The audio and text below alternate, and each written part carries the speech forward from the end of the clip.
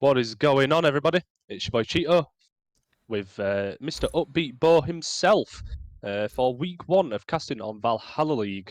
Today we have the Kittens with Mittens 4 Division versus Olympians 4 Division team. Looking forward to this new season, of course. It's nice to have you all back with us. How are you feeling, Bo?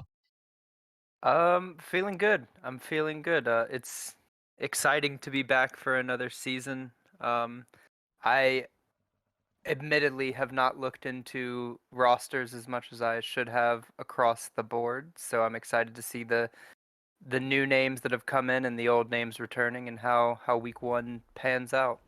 Yeah, for real. I'm going to join you on that and say that I haven't really looked at the teams myself either. So that is one thing to know. But I'm sure that as the weeks progress and after this first week, we'll kind of get an idea of how the teams are going to line up going into this. It's all good fun. 4 Division. Who were the champions last season in 4 Division? It was Was the Jungle Scogs, Jungle right? Skogs? Yeah. Yeah, it was Phoenix and Lieutenant Cole and Mozart's, who you said is on the Olympians, right?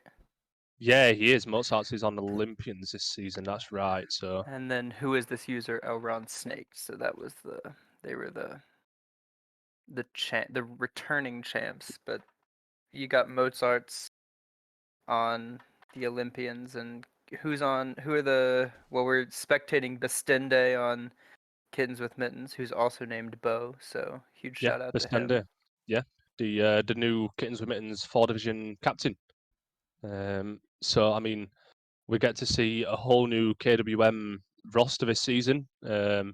After last season, the 4 Division didn't go too well for them. Hopefully, they're not going to record that record this season. We do have Lucky and Snooze with Phoenix over on the other channel, casting Trash Panda's Odin Division versus Ice Age Odin Division. So if you're wanting to catch up on that, head over to their stream. Let me see if I can dig up some rosters real quick.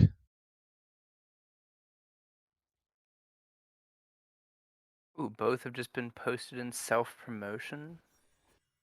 If you can't find links, you got links to both there. That's exciting. The only thing that's not super exciting right now is that we're on an old patch when mid-season announcements and PTS are up. Have you tried any of the PTS, Cheeto? I have not. I've been watching a bit of a PTS, but other than that, I haven't really played any of it either. No So Boots is it's gonna be an yeah, interesting. no boots looks strange. The mid meta is definitely a big one for certain. Yeah, I seen that Staff of Mirrodin is absolutely ridiculous now. oh yeah, I'm intrigued to see where builds go, because Yeah, definitely. I can see Doomore becoming a huge thing again as well because of the movement speed added, plus Charon's coin as well, which is obviously already a good item. right, yeah, mid Um, builds will be interesting, and then you got the exactly. green buff coming in for the Yeah, the support. support buff. Yeah, that's Yeah, right. saw some videos of people starting green buff instead of the purple red start. So Yeah, the last one I saw, I believe it was Jungle started on red with ADC on red with him. The support started on the support buff, then Jungle dropped down to the support, finished that buff, then ADC, and the support went over to purple buff. That's the start I saw.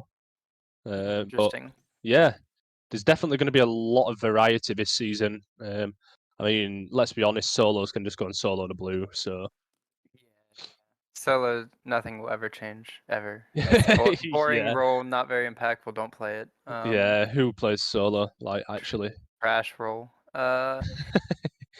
Yeah, but speaking of solo lane, the bonus patch isn't through yet, so you should expect to see King Arthur and also Cuchulainn, and probably not much else. yeah. I see a lot of King Arthur. King Arthur just runs at people. Like Yeah, they're overtuned right now, both of those characters. So it's yeah, really there's a lot hard of to. characters that are slept on though. To be fair, That is true. It's true. You've got. I mean, some things feel good, right? Like a Guan always feels decent when you can get one. Yeah, definitely. I mean, it's kind of brought a lot of things in with the new Tier 2 Riganda's mask start, which is Right, Fighter's mask, I believe. right. That The start is fighter's just hella mask. strong. I mean, It's very interesting. I'm not a fan of the fighter's mask start. I think it works essentially only on Guan and Osiris. I don't know, bro. I do not know. There's a But lot of that's people it just does work my on. yeah, that's just my boring opinion, and I've only played like 5 games, so it doesn't really. Yeah, I Um, filled in a scrim yesterday, and the person I was against played Hercules, and let's just say he ran at everybody. yeah, with the fighter's mask. Yeah, that was in fact a thing. Hercules hurt my feelings. He's been Haddix has been pulling Herc out and been looking pretty strong. We've got the SEC playoffs. The European finals are on right now. Right. So as I'm looking at this, I have got up rosters. According to the rosters right now, it's Mozart's, Rogue, Zarsif, Bad Karma, and Marsh Sickness is going to be for the Olympians. And KWM is Token Billy, Idrox, Bestende, Boomhev, and Private Fuzzy. A few names I don't recognize. I don't know if that means they're rookies or they're Yeah, just someone there's a who I couple of haven't names. crossed. I mean, But I know 100% that Private Fuzzy was in low KDC up until mid last season, I believe. no one got Uh, moved up. yeah, it kind of just ran at everybody. That's exciting. You always really like to see people moving up in divisions, and it's really what the draft format and the league is set up to do is, you Yeah, know, sure. improve and move up and get a higher level of competition. So I Yeah, always we like to obviously see know. people move up. Yeah, we obviously know Mozart's champion from last season on the Jungle Skogs. Rogue, who joined towards the end of last season, seemed to be a good prospect. Let's And have then a we've look who got else. Boomhev, Boomhead and yeah, Bastinde are household names in exactly. Valhalla. Yeah, So Boomhev is a long-time KWM. yeah, you've got a good smattering of returners and rookies, which is always an exciting first couple of sites that people might pop off and you might not know. Yeah, this is the biggest thing about starting the new season. You never know what's going to happen until a couple of weeks in, and people can come in who don't look to have a strong roster and absolutely just annihilate people. And it's great fun to learn what's happening. And towards the end, when we're going towards playoffs, it's all the good stuff. Yeah, no, it's also really interesting because around this time in the season, people aren't going to have like a lot of experience playing as a 5 stack. I know that a lot of people have been doing scrims and getting reps in, but you don't really get the true feeling until you're in the season and going through. So you're gonna have some hiccups and some mistakes are normal. But Yeah, I mean, it's kind of why a lot of the owners or captains actually pick up friends who they tend to play with, like in general. Obviously, there's a little bit of chemistry there between those players, and it kind of helps with going into the first weeks of the season. But there is always like difficulties playing with friends because, I mean, it's all good playing with friends until like you have to start screaming at each other.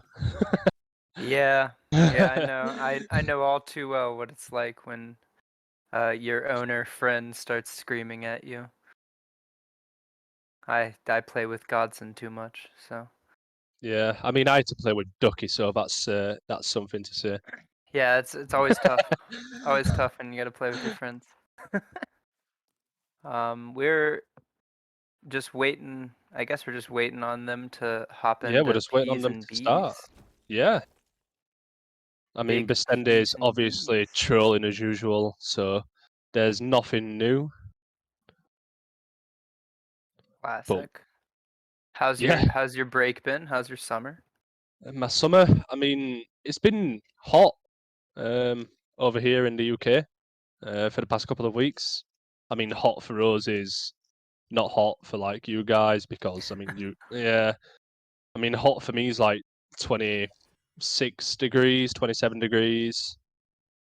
Right. So I mean, that's like our summer. I've enjoyed playing a lot of. Oh, hello and goodbye. Um, there's You been a just lot joined of the wrong one. yeah. There's I played a lot of Smite. I've took a little bit of a break from Smite as well in the meantime. So I mean, I'm kind of refreshed coming back in. Um, after making finals last season and doing the typical Cheeto thing of bottling it. Um, yeah, so I mean, I'm refreshed, ready to play this season. We have a full season this season as well, which is nice. Yeah, it's always good. Always good. Started. I run a kids camp, so I started work, which has drained me tremendously.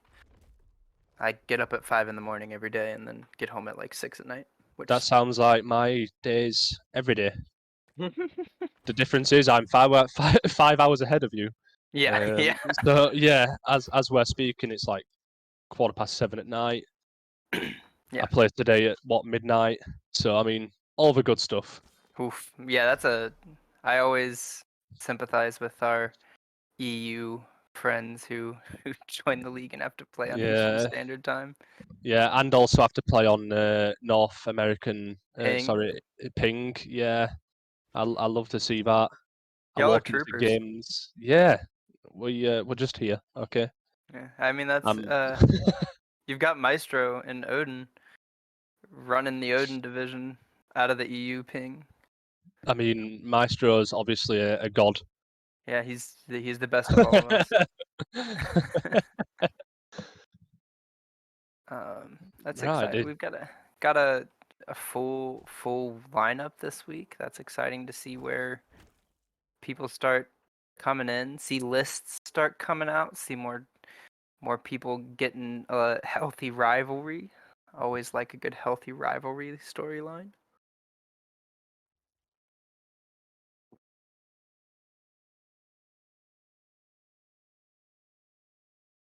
Wonder if Ducky just didn't spectate the right person at this point. It's been No, I did. I saw him do it. 8 minutos. Yeah, I'm just making some inquiries and keep the people entertained is what we shall do. Um, of course. I mean, I'm not a very entertaining person, but I'm here. That is what matters. Isn't that isn't that true about all of us? Well, we've got if you're waiting on the spectating, um, I'll give you an update on the SCC European Ooh, side. there we go. Elysium is up 1-0 against Pandemonium, so that's adapting in his old team playing Emilzy, which is exciting. They've got some interesting picks. You've got a Bakasura in finals and a Terra picked up, which is intriguing. And I think the Bakasura might win this game. Doesn't necessarily mean that Bakasura is OP, but I've seen Bakasura come a lot more into the meta as yeah, of recently. But I I think mean, the we the know shell that when change. oh yeah, and I mean, have you seen the new meditation? Yeah, new med. Yeah, Bro, that upgrade on the meditation is kind of busted. I'm not gonna lie. yeah, yeah. I haven't Um, really gotten to. I think I've played like 4 or 5 games of PTS, and none of them. I think one of them has gone past 10 minutes. wow. Yeah, Yeah, there's I know there's been some ping issues on PTS as well, right? there's a lot of connection issues, and then I just a mean lot that of people that are not gamers it wouldn't miss queuing PTS. Smite if there wasn't issues. It's true. It wouldn't be a patch if everything went smoothly. Exactly, You exactly. excited for the Stranger Things skins? I mean, I'm a really big fan of Stranger Things, right? Right. Um, I haven't actually watched the new season yet because I'm still trying to catch up on Supernatural. Right. Oh Uh, wow. Yeah. yeah, I watched I started watching it back again from the very beginning, and it's kind of pain because I'm still only on the 8th season of 15. Yeah, Supernatural's a Um, long one. yeah, but Stranger Things is, I mean, it came onto the scene really quickly, and I mean, High Res being High Res jumped on the wagon, I guess, and I mean, money talks. I don't think it's a big thing, but anyway, as we're talking about that, we're heading to the picks and ban screen, which is all good stuff. Oh, Rough So Marshmallow. That's a name that I recognize. yeah, so lineups as we speak are going to be for the Kittens with Mittens. It's going to be Stende, Billy, Token Billy, Private Fuzzy as we spoke, Boomhev, and it's really Cyber. And then the other side is going to be Rogue, Bad Karma, Mozart's, Rough Marshmallow, and Zarsif. I think is Zarsif right? I think I so. think that's I how you don't know. pronounce it. But I would say Zarsith, yeah, unless it's like X Arcsith. no, I think it's Zarsif. I think it's like a silent. I don't Yeah, know. I'm gonna go with Zarsith too. And just apologize if we Yeah. We are mispronounced. going to see a lot of different bands here compared to what is usually banned. The meta's slightly shifted, and we know that there's a lot of gods actually worth banning right now, so we're going to see a lot go through, especially with the hunter meta change. We've seen a lot of different hunters come back into play. Chiron's like the best hunter right now, so that is a huge thing. Obviously, Gilgamesh playable, which was towards the end of last season. But we are going to see Gilgamesh banned along with Athena, who pretty much became one of, if not the best supports. So, I mean, that's banned out. We are going to see Set on the other side. I mean, Set just stays in the meta no matter what, because if somebody can play Set, it's not nice to play against. We are going to see Sobek banned out, another one of the highly regarded support gods. If you can get lined up with those Sobek plucks, hit them every time, the god just becomes pretty much annoying as hell to deal with. Um, let's wait out these other bans, and we are going to see a Sun Wukong ban banned out for KWM, and it's going to be Pele on the other side, which is kind of surprising for me. As Tiamat's open, yeah. Yeah, Tiamat is open, and it's instant locked in first pick by KWM. We are on the other side going to see Tsukiyomi and Chiron locked in. We just spoke. I just spoke about Chiron being pretty much the best hunter right now, and the direct pick into Chiron is going to be Danzaburo. It's a good pick into the Chiron. Danzaburo's still strong right now. It kind of forced his way a bit further up the pecking order again with the change to the Bluestone build. I mean, we all know Dan's is pretty strong with the Bluestone build because he is pretty heavily ability based. Plus the bonus power on his basics off of his passive. And we are going to see a Fenrir picked up as well into this team comp. With these top three, Fenrir could be nasty. We could potentially see a Fenrir support. I was thinking it's still a flex, and the Fafnir locked in is. Yeah. All of the top 6 picks are pretty strong characters right now. I think that Fenrir does really well into Chiron. Tiamat's kind of oppressive, and Danzaburo was Pandacat's answer to Chiron Yeah. in the playoffs, so it's not bad. But on the other side, you've got Chiron, who's been first picked for weeks. Fafnir, who's currently getting first picked. And then Tsukiyomi, who, if you have a good Tsukiyomi, you never complain about I mean, having a Tsukiyomi is still a really strong jungler. If you know how to play against it, it's kind of one of those, but even still. On to the second round of bans, we are going to see Soul banned, which I'm really surprised not to see that picked up on the hand of Olympians. Soul is extremely strong right now. We're going to see a lot of Soul, that is for sure. On the other side, as we spoke, yeah, we literally said it at the beginning. Cucullin and King Arthur both taking those L's in the ban screen. I mean, both of the gods right now are just extremely, extremely strong, but no Guan Yu ban. is something that's going to be seen, and Scylla is going to be the other banned god here. I mean, potentially it could be Tsukiyomi solo. I can't see it happening yet. Well, especially not with that pick. Especially not with that pick covered. Yeah, and I locked mean, in. Yep. yeah, and locked in. I mean, it could be a Cthulhu. Yeah, it's definitely Cthulhu solo. 100%. 100%. Yeah. Which So it is looks like Mozart's is rolling. I think it's Mozart's who's the solo, right? Yeah, Mozart's should be Yeah. the solo. And we are And going then to see you've got a Serket and Guan Yu. Guan Yu was bound to get picked up there. So I believe it is going to be a Fenrir support, maybe. Unless it is Serket. That's the other option. I mean, it's an assassin support. You can just say that and you're right, Yeah. right? Yeah, definitely. It's an assassin support. I'd probably tempt towards Fenrir. It's a really good pick into the Chiron. They're definitely going to have a lot of pressure here in this lane in KWM with Fenrir and Danzaburo. Chiron gives a hell of a lot of pressure on his own, let's be honest. Chiron Fafnir is also a very good lane. You've seen Fafnir come a lot more into the meta recently as well. It's Right. kind of... Yeah, Fafnir's seen a really large resurgence with his small buffs and then Soul's reemergence of Kronos. Yeah, we are going to see the Kronos. You think it's Chiron mid or Kronos mid? Who do you think's in the mid lane here? I think it's definitely got to be a Kronos mid. I think the Kronos is kind of just to like play against the Tiamat. Because I mean, we know how much Tiamat can just absolutely burn the hell out of somebody.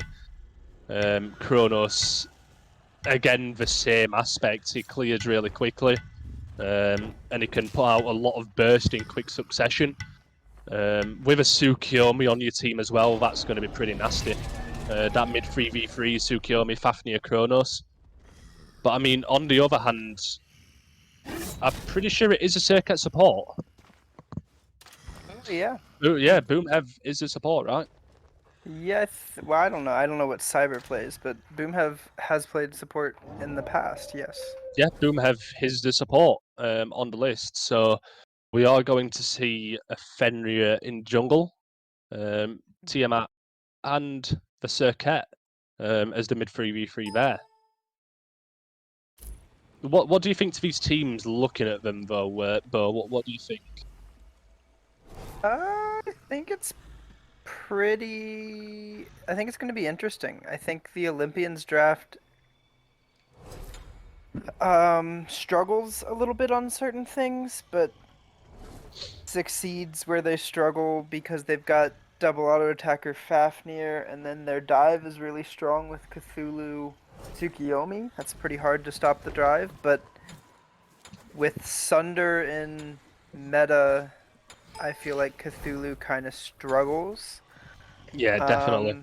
And I feel like they have quite literally almost nothing to deal with a Guan Yu. Yeah, really. Like, I mean, the KWM team lineup here is going to look to be pretty bursty.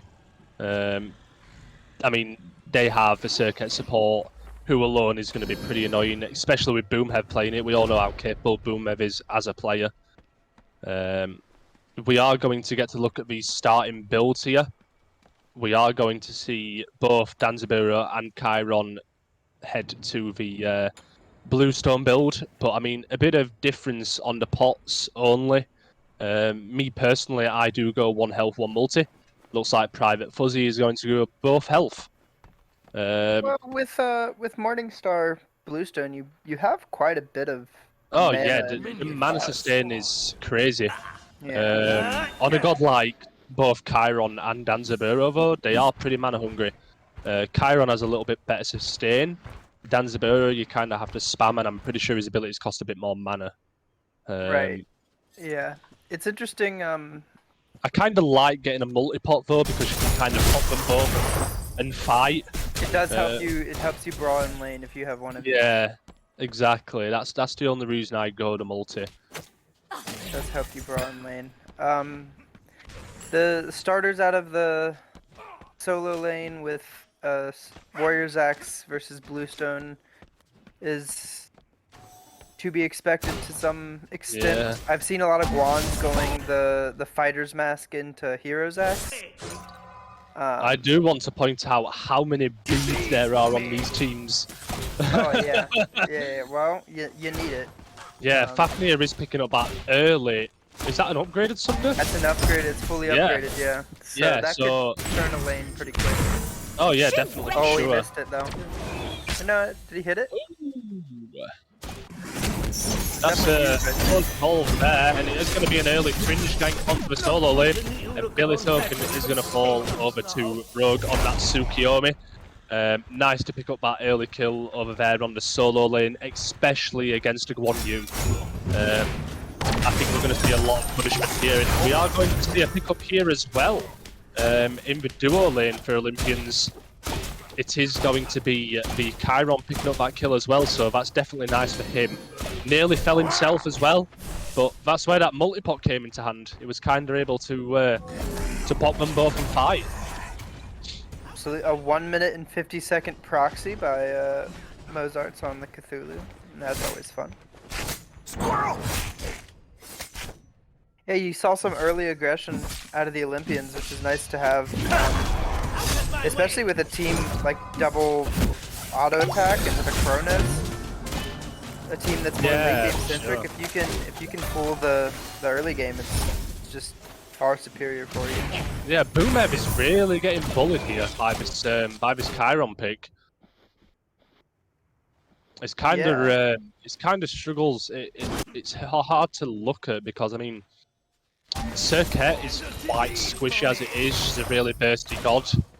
I mean, they're looking to punish that early, and we are going to see a gank again here from Rogue over in the solo lane, trying to shut down this Guan Yu as early as possible. Good pathing of one now. Going behind his power This that Guan way. Yu is out of mana here, and he is going to fall again. That's another kill for the Tsukiyomi. That's really it looks unfortunate like- because his blue's up too, so he's losing his blue. Yeah, that's what I was literally just about to say. I mean, he may go for the bikes as well, which he is going to do. So They're I mean, gonna try and transfer this into a purple buff aggression, which is what we're looking at right now. A good stun, good hammer though. Did it catch the brutalize? incredibly good hammer. Yeah, I think hammer caught brutalized. We are going to see the solo laner, the mid laner rotate over. Kronos is going to pick up that kill onto Boomhev, whereas the Fenrir is going to pick up the kill there, and he is going to pop the ult as well. He did just hit 5, but he has the leap and just enough mana to get out of there. Yeah, that ult's really. I think if he brings that ult towards his mid laner, they kill there. KWM do manage to pick up the purple invade there, and they are going to just walk away after that happening, which is That's really very important. nice. It's really important for KWM to get that aggression and win that fight because they're pretty much sacking solo lane after 2 early ganks. So you have to play out of the duo lane. Yeah, so I mean, I kind of think that's what's going to happen here. They already realise that solo lanes drop 2 kills, even though he isn't massively behind. As of yet, he did lose his blue as well, so this one is going to definitely have to be careful. But we are going to see a little bit more aggression over here from KWM into the duo lane.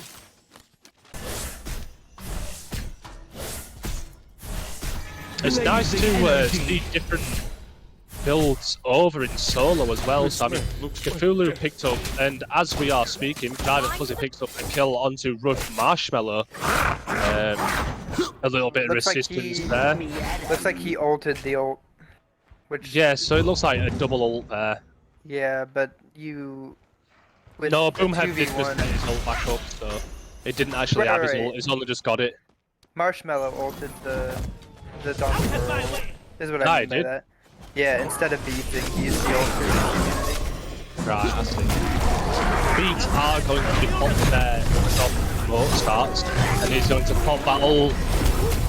Is he going to be able to walk away from this? A little bit of aggression Turns into the that. tower. It did turn it. Oh, Ooh, well played from Mozart there, taking that 2v1 and still being alive. that's very, very well played. They are just going to walk away, confirm this blue, make sure Mozart doesn't get the invade again. And it looks like Olympians are going to go for the red invade this time instead. That's a really good play too. Yeah, Overextend they noticed. Oh, and he is going to pick up a kill as well, Rogue there. 3-0 on this Tsukiyomi, which is always nice to see. It does ping out Verdanzaburo as well, who he is going to wait for. It doesn't see him on a ward either, if I'm correct. He has his ward more down towards the Gold Fury. The taunt is going to be popped, and Mozart picks up another kill onto Billy over in the solo lane. It's a solo kill, yeah. You'd love to see it. That's just a product of the too early gank. I mean, while Billy's not down in XP, his gold is he's really far down in gold. He may be far down in gold, but he is still the same build. Yeah, that's just because Mozart hasn't backed yet. Yeah, when it comes into a boxing potential as well, though, I don't think he wants to take the fight against Cthulhu with a Warrior's Axe.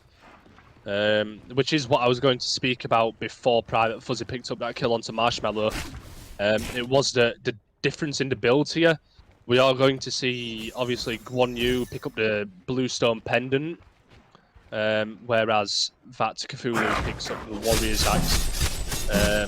Gold and the experience difference right now are tilted in the favour of Olympians, which is, I mean, they're 6 for 3 right now, so you kind of expect to see it. They did get a blue buff in there, which is nice. However, they're going to trade their jungler for it. Rogue picks up another kill here on this Tsukiyomi, which is nice. I mean, this dude's getting a really big lead here.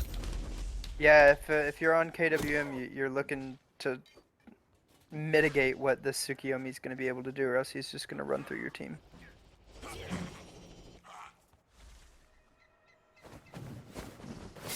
The rotation to secure your own buffs is a good play by KWM. Yeah, definitely. I mean, while we're talking about the builds, we are going to see the Hunters go different routes. Obviously, Private Fuzzy there, he's up on XP. Yeah, I was wondering with Private Fuzzy as to why he went boots. Yeah, so there's 2 different routes you can go with this. You can either go into the boots first, and then pick up your Transcendence after, or you can go the way that Marshmallow has gone and picked up the Transcendence, try to get the early power spike off of the stack, and then move after. I mean, now that Transcendence got a cost reduction, it looks like Descendant may fall here. Yeah, he should. Scars. Right when this one comes up right here by Rogue. Ooh! And there you go. Oh, big ult in here by Danzaburo. This should be a shutdown. And there is the shutdown. Danzaburo picking up that kill. We are going to see the Chiron fall here as well. A double kill for Private Fuzzy. Kronos picks up a kill onto Boomhead. Support there. Cyber is going to really good fight from KWM. That is a really good fight from KWM. Picking up 4 members of the Olympians there. And a triple kill for the Danzaburo. Yeah, that's... Puts him 2 levels up there. Looks like he's probably going to clear this wave and back to get his Transcendence. This Scorpion is dropped on the left-hand side as well. So it looks like KWM are going for this side of the map. We are going to see the ultimate pop there from Token and Billy. But I think Token Billy turning around there kills him right here. Yeah. Yeah, he just needed to walk straight. Yeah, that is a dead Mr. Billy. Mozart's kind of running at people right now in this solo lane. Yeah, Billy gave his life to try and invade Mozart's blue. But what the play that he needed to do was hit his 3 for knockup immunity. That's a really big kill right there. That is absolutely huge. Fenrir picking up a solo kill there onto Rogue, whilst he was trying to pick up the back camps with the looks of things. Really interesting. It was just one team after the other overextending, and I think they're going to happen again to Mozart here. He's going to die because of the Circuit ult. Oh, he lives though. He does live. We are going to see Kronos rotate over there, plus the Fafnir as well. Nothing's going to come out of it. He may drop out, try and get this Scorpion. Other than that, I don't see much happening. Yeah, you've got a really big Cthulhu, which I'm kind of hoping that this range from this one new here, though. Picking up two items. Looks like he's going into maybe he went tier 1 physical defense and then recognized that he would gone asleep at the wheel and going against the net. Yeah, you kind of hate to see it. Olympians are going to head over towards this Gold Fury here, but looks like the mid laner has different ideas. We do have a slight lead over here in the duo lane. Right, I'm also interested in the No Eye of the Jungle picked up. I'm also really surprised to see that. Eyes had a really big, Eyes had a really big popularity shift recently in the competitive scene of Smite. So to see 2 Boomba's daggers are an interesting thing. You do love to see it. We are going to see a 2-level lead in duo here. 1 level in support, both in favour of KWM. On the opposite hand, we are going to see a 1-level lead over for Olympians in mid. Jungle has a 1-level lead for KWM. We have seen KWM take quite a change here compared to what was happening. A bit of aggression here, and we are going to see the ultimate pop from Rough Marshmallow. And Private Fuzzy picks up a kill there onto Rough Marshmallow, popping that ultimate to be able to get out, make sure that nobody's going to follow up on the gank from Boomhead. Nice secure there. It was close. It was close to getting a reset. Yeah, it definitely was. But I mean, again, like we said before, Rogue is putting a lot of attention over here onto this solo lane side. Yeah, it's actually. The Manual is popped. Mozart takes the stun there. Ult is popped from the Cthulhu. And here come the rest of the Olympians. This is a 4v3.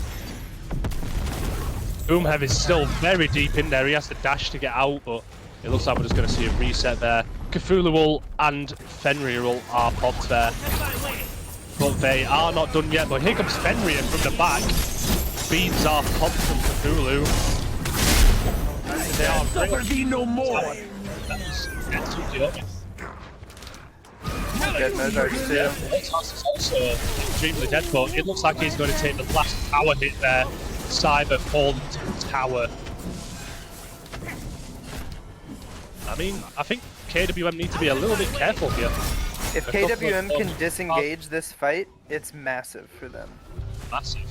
Yeah, because if you look at the where the leads were, the lead for Olympians, the game was even, and the lead for Olympians was all in the solo jungle, and those were the 2 that they killed. So disengaging and taking that lead while keeping your pressure in duo lane like they're doing is like... Private Fuzzy is going to hold and freeze that wave there. He has all the pressure here in this duo lane. Yeah, it's big. 2-level lead. That fight was He does have his full assy right now, so... won by the blue team. I'm interested in first item Typhon's Fang out of this crowd. Celestial barrage. That's an intriguing item to me. I have seen a lot of Typhon's Fang picked up recently. Yeah, it's usually third item after the Magus to go with the Magus, because Typhon's Fang, it gives you a little bit of lifesteal, but it's like main thing is augmenting lifesteal you already have. So picking it up with no lifesteal is an interesting. Yeah, definitely. We are going to see Mozart's here steal all these back camps from KWM side. Whilst they take a 5v4, he is on his way over through the middle lane as we speak. I think KWM kind of wanted to force that fight there, 5v4, whilst they could. Yeah, now it's about to be a brawl over the absolutely. Is here. We are going to see the toll straight after, and with mid lane and Paul before he has had to pick ability on that chrono. You don't like to use. Mozart is going to fall here as well to Private Fuzzy, who has absolutely huge lead. Fenrir dropped through the Tsukiyomi. This is an absolute all-out brawl here on the Gold Fury pit. double kill for Danzaburo, and Token Billy does also pick a kill on that one nuke, and that's going to be a triple kill here for Private Fuzzy on this Danzaburo.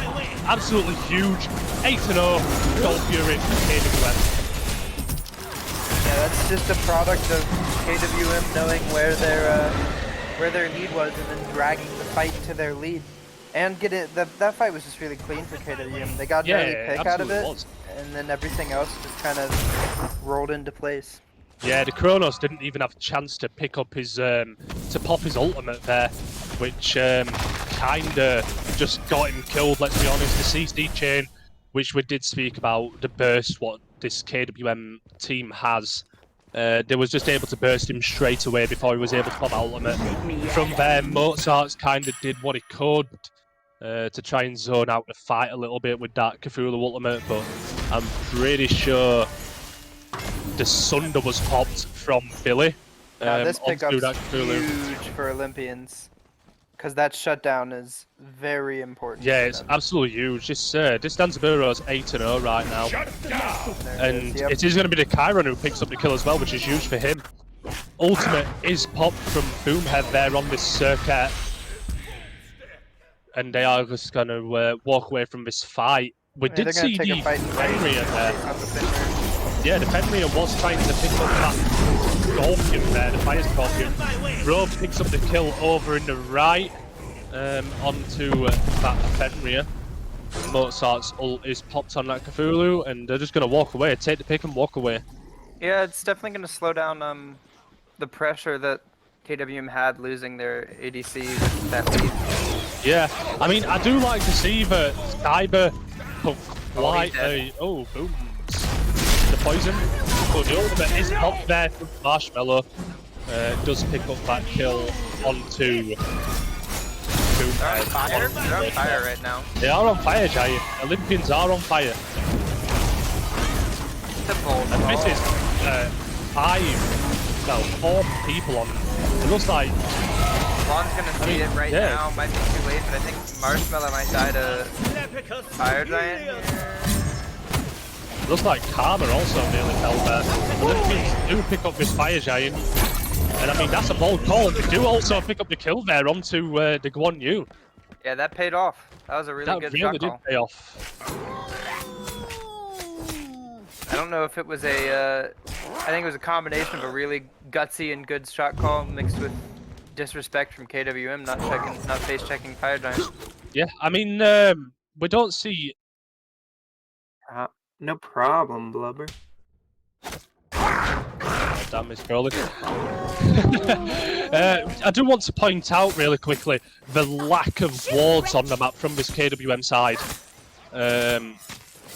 I can only pretty much see wards on the left-hand side of mid, whereas this Olympian side has that right-hand fire pit absolutely lit up like a Christmas tree. Yeah, the vision control was the issue there, really.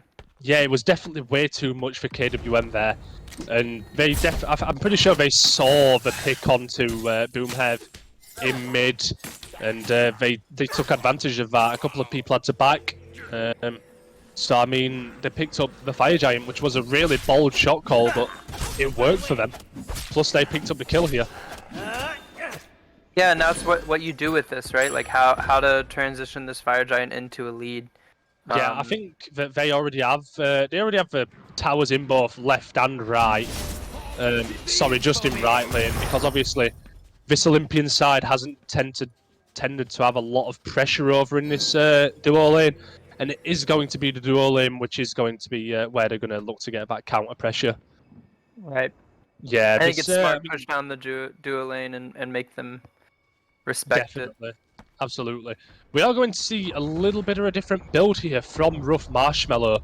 No Executioner picked up after the Assay, which is really interesting to see. Whereas Danzaburo, who still has a lead, 8-1, quite a bit up on gold, he is going to go into crit after his Executioner though.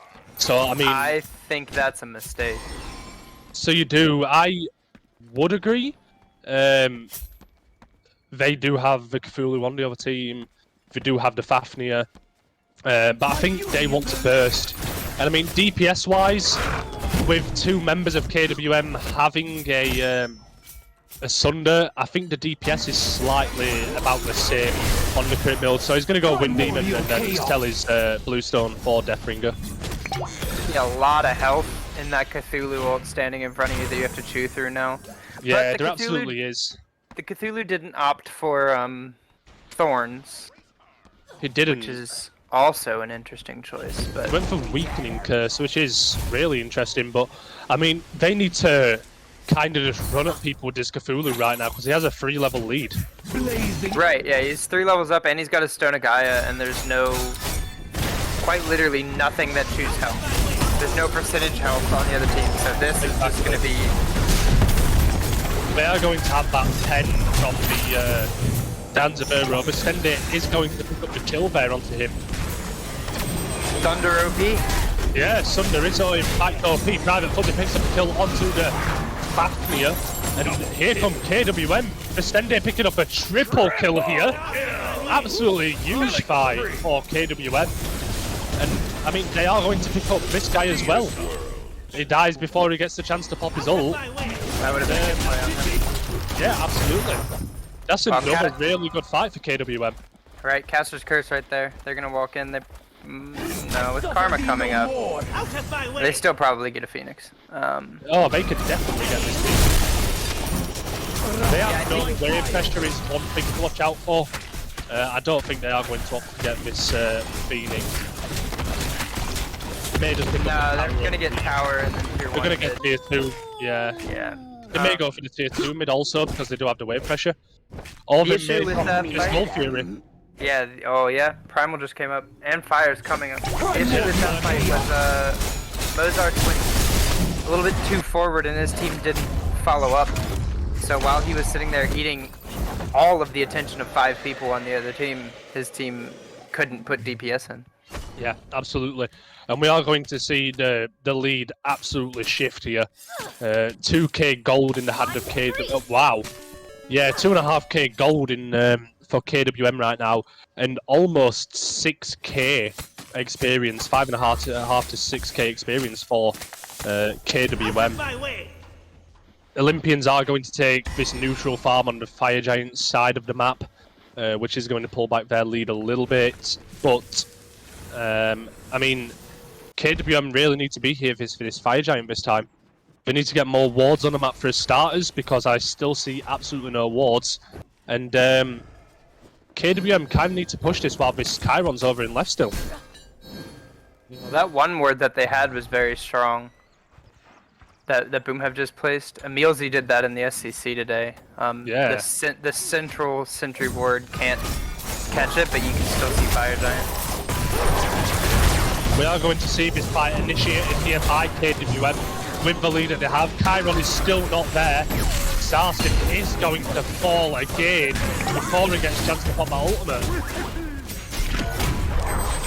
Rogue may fall here as well, but Stende picking up the kill onto him. And this is an absolute all-out brawl. KWM are really taking it to Olympians here. But Stende picking up another kill onto... Wow. There is a lot happening. Chiron has to pop his ult, but it doesn't get a reset, and this may be game. Yeah, it's 100% game. I was gonna say, I was waiting to see the end of that fight, but Olympians did not use one ult aggressively that entire fight. No, not a single one, and again, the Kronos wasn't able to get his ult off. Right. Wow, they're really slow on a call here.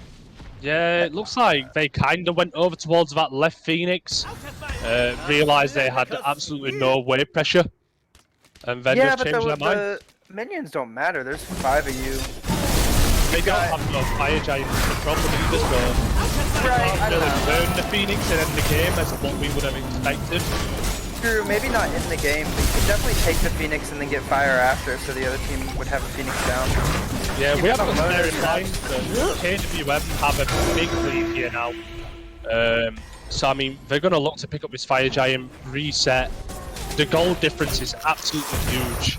We're going to have nearly an item in all roles, plus 10k experience. So, they're picking up this Fire Giant, and now they're going to look to maybe force this down Olympians' throats. Yeah, I think this the last couple of team fights are just decided by the fact that Kronos can't get an ult off, and your Cthulhu can't really stand in front of this team because they have 2 Sunders. Yeah, I mean, it's a You don't really have good Thorns call and they from have 2 KWM. Sunders. It's an absolutely huge call from KWM picking up those 2 Sunders. We are going to see Danziburo has done what we said and picked up that Deathbringer. Chiron is lacking here. He's still on his Bluestone Pendant, so this is going to be a huge difference in the output of damage from the ADCs. Zartif is going to lose a huge chunk of his ult, his health, and his ult Die isn't again put before again before he it dies. ults, yep. Yeah. And I mean, now they have the pick, they have the Fire Giant, Dead. they have all the pressure. The Stende picking up another kill. This is a 3v2 on their Phoenix. Mozart's gonna ult here and then die. Cosmos is going to ult. Sunder is going to be popped with the looks of things. KWM are out for blood. Marshmallow drops to Private Fuzzy, who is looking really good. Ultimate's popped. Mozart's is going to fall as well. And that is what I think is game. GG's. On to the next. Shut down. Kill for Mozart's at the end there, honestly. Yeah, I mean, Mozart picks up a kill there because of a Titan. Yeah, it was huge. Not really Very much important. that Rogue could do. Olympians kinda had to just let that tower drop, I think. KWM got the pick early onto the Kronos. And I mean, after that, it was kind of just the end for Olympians. They tried to defend the tower, backed up into the Phoenix, and KWM just kind of ran at them. Private Right. Fuzzy looking extremely good here. 13-1 on this Danziburo. Got an absolutely huge lead. I mean, it looks like Olympians were going to try and get a lot of pressure over in this duo lane for Mozart's. It worked for the most part. But I mean, once that initial Gold Fury fight happened and Private Fuzzy got a 2-3 level lead, he kind of just ran at everybody. Some great initiation from both Boomhev and Cyber. On Yeah, I both think, Assassin's picks. I mean, Boomhev, you see, pick up 27 assists. right. Yeah, I think- mean, absolutely huge. I think a lot of the issue of this game was I think the draft did not go very well for the Olympians, and then they just had a few key mistakes in builds. Yeah, I mean, it's really unfortunate that the Kronos wasn't able to get his ult off like at all in like literally any fight. But I mean, that is Smite game. I did say that KWM did have a really bursty team. So I mean, they abused that when they was jumping into fights. I think Olympians thought they could fight a bit better than they would, but they couldn't just withstand it. And once this KWM team got a lead, it was kind of just game over.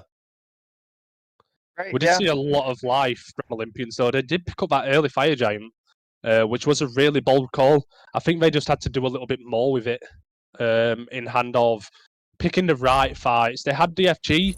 They looked for the left pressure, which, I mean, was the right idea, but I think the fight was wrong.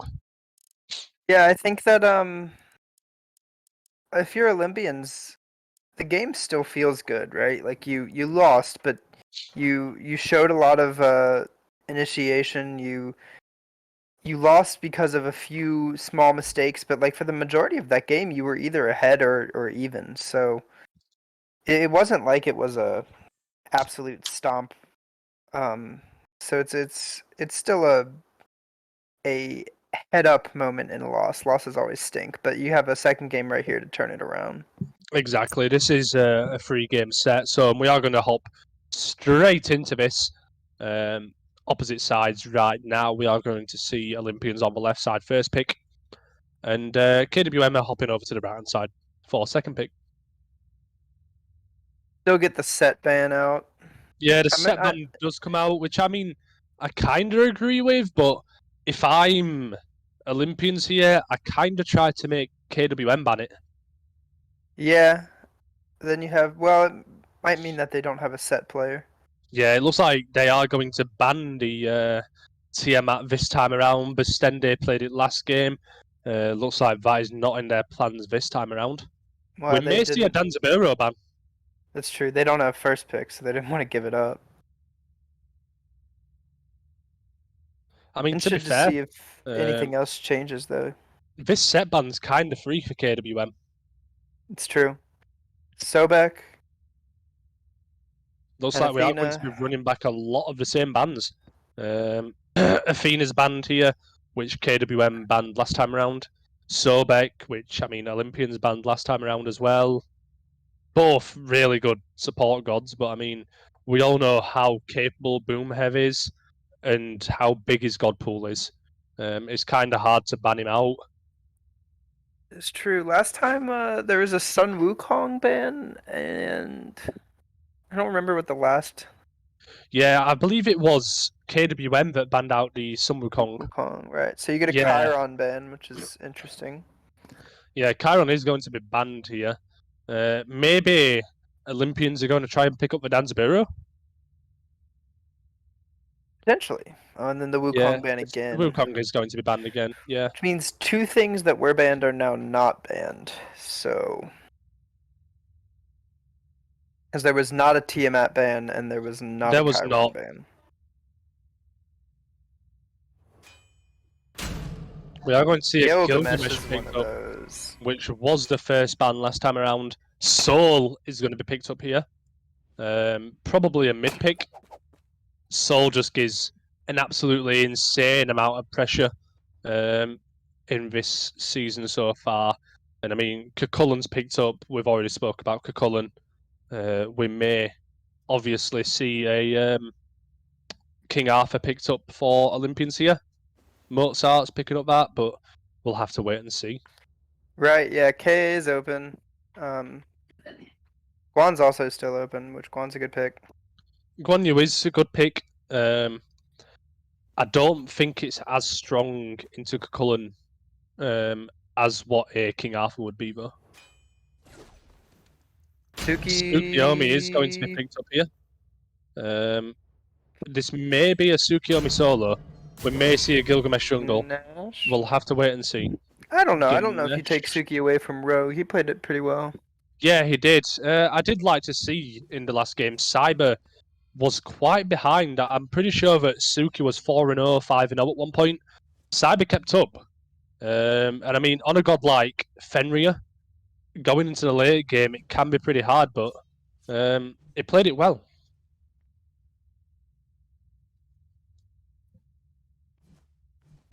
Right, you did have the Fenrir. Yeah, and I mean, when you And the get behind on Danza was Fenrir, also a it's not strong nice. pick, so. It definitely was. We may see Danza picked up again here, to be fair. There it is. Yeah. So, I mean, Soul, mid lane, extremely strong. Danzaburo, I mean, Private Fuzzy went 13-1 last game on it. Again, really good pick. And Cucullen, looking at these top threes, I would probably have to give it to KWM's draft right now. Yeah, it's pretty strong. We are going You have to see see what they Arnher come out of banned. the jungle with. And I mean, Arnher is just a really good pick into Danzaburo, so really smart band there for KWM. Arnher, I don't think is as strong as it was last season. I mean, like in the previous meta, it was literally number one. Right now, probably not. Danzaburo's probably stronger than him, I'd say. He just got nerfed too, so. Yeah, he did. We are going to see a Scylla ban again, which I mean, you hate to see a monster running at you when you're trying to secure an objective. Right, the Fenrir ban comes out. Interested to see if they just double down and ban the Circuit here, and just say, Yeah. please play something else, you two.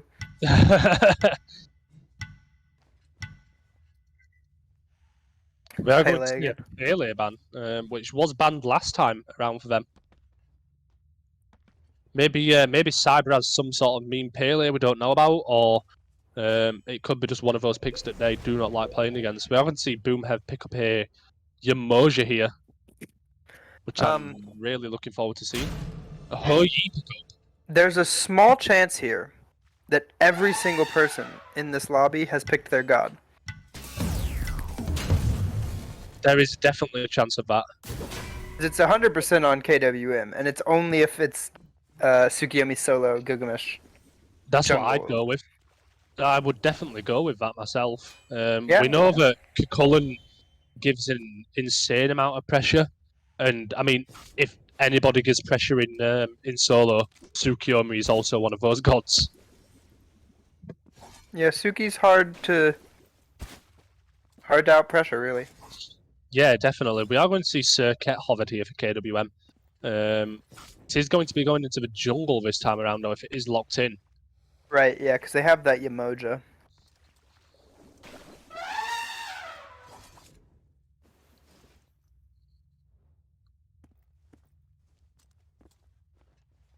We are just waiting out here. They are going to run down pretty much the bank timer. I think they're talking about it. They're trying to figure out what they want to pick for this jungle. Yeah, definitely. Or they're going to the bathroom, one of the two. It's a hunt bet. Here is Humbats. And Humbats is going to be the god that's locked in.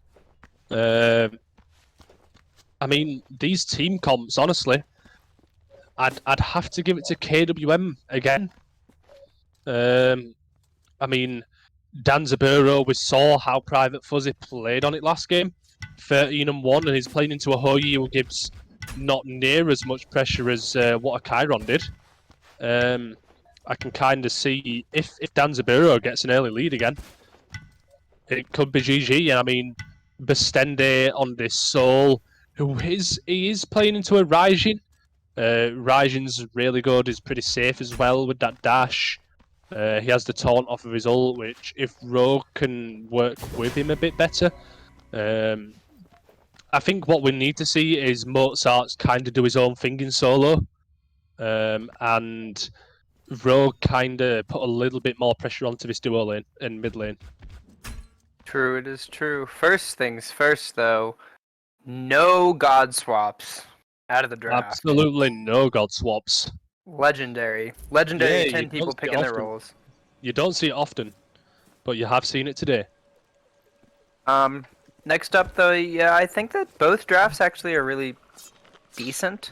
I don't think they're bad drafts, but I mean, if I was to look at these and pick, if Boomhev can kind of force this Yamoja pick, the Ganesh, I mean, I don't really agree with a Ganesh pick here.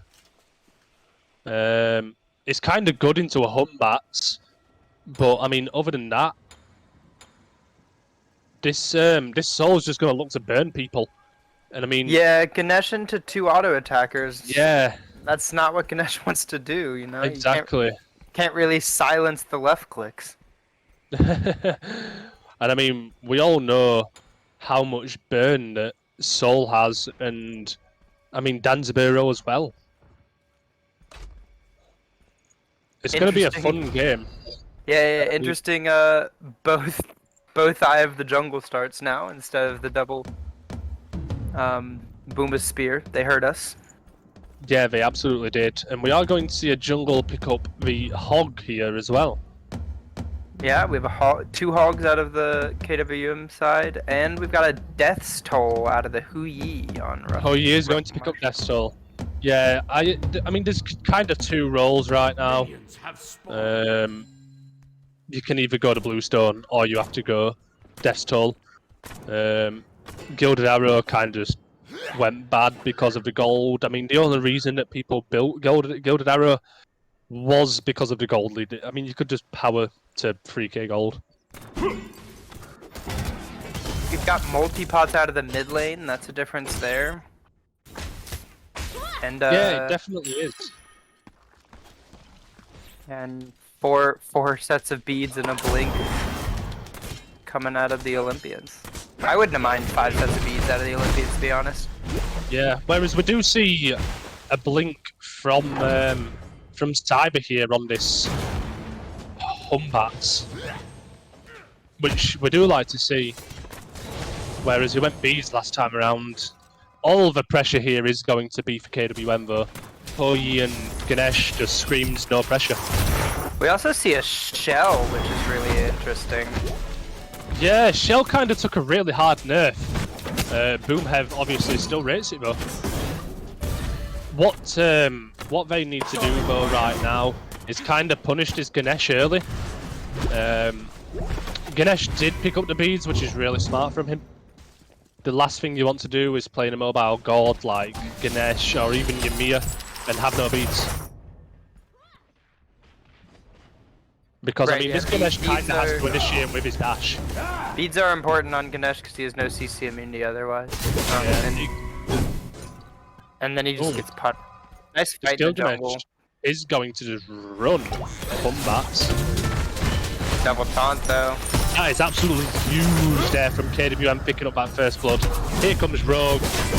He is going to jump straight back in. Private Fuzzy is going to get out though. Here comes Cyber to reinitiate. The blink is popped. He didn't leave it. There's the teleport. They kind of had different targets there. A little bit of lack of communication from KWM. I think if they both go, yeah, let's go on this let's go on this Hoyi, he dies. Yeah, they both both sets kind of had scattered targets because that could have ended up bad there for KWM looking at that purple buff. Yeah. I mean, Private Fuzzy was still over there in the lane, clearing the wave. It was a 3v2 on the purple. I think if Olympians just kind of fought there, they could pick up a couple of kills easily. One thing I have noticed is that the right side camps for both teams have been kind of ignored. Yeah, we have seen. So I mean, as I said going into this game, I wanted to see Rogue kind of pay a bit more attention to the KWM duo lane. And it kind of has done that. And I mean, in return of that, we have seen here comes Mozart's in, and he is going to fall here to Billy Token. And what I was about to say is that Billy is kind of taking it to Mozart's this game. You've kind of noticed without the pressure from Rogue over there in the jungle, Billy's kind of been a lot more comfortable, especially on this Cullen pick, who gives him a lot of pressure. And into a Tsukiyomi, is doing incredibly well, picking up that solo kill there as well. Yeah, Kukulin into Suki's a interesting setup because with Suki you want to brawl, but Kukulin you can't fight a Kukulin. He's got more abilities than you, and he has a life shield and rage and. Marshmallow gets a really nice stun there onto the Yamoja, and again a nice return leap out as well from the taunt from Danzuro. Good awareness.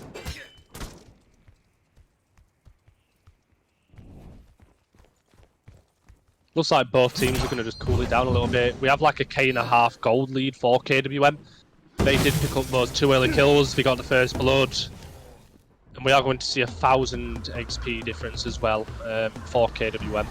So, I mean, slightly early lead. We're just going to have to wait and see what else comes of this. Olympians are going to pick up those oracles there. Kind of scrape back a little bit of this passive farm, the neutral farm. Billy is lingering around this... going for an invade, blue. He was not decisive about it. Here comes Bestende as well, and Boomhev. I think Mozart just dies here for his own blue buff. Does just die. Might get to trade it though. Oh, he nice does. Shell there from Boomhev.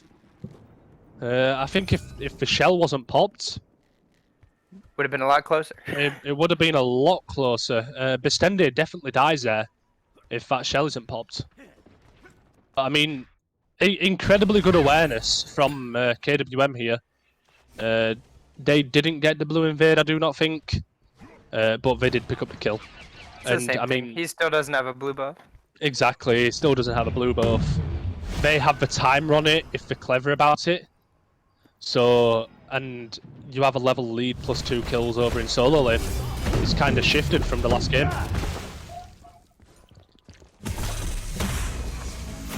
One thing I have noticed is how aggressively Roomhead stances on these support picks, and he's going to get picked for that. Yeah, right as you say that, he gets picked. Yeah, he's stancing incredibly aggressively. He uses his ult, tries to get out. Ganesh ult's popped. I mean, he got 3 kills for it. 3 ults he got for 3 his ults. life. Yeah, I mean, Gilgamesh ult, Raijin ult, and Ganesh ult is popped in return for the Umoja and her life. So, I mean, that's a good trade there for KWM.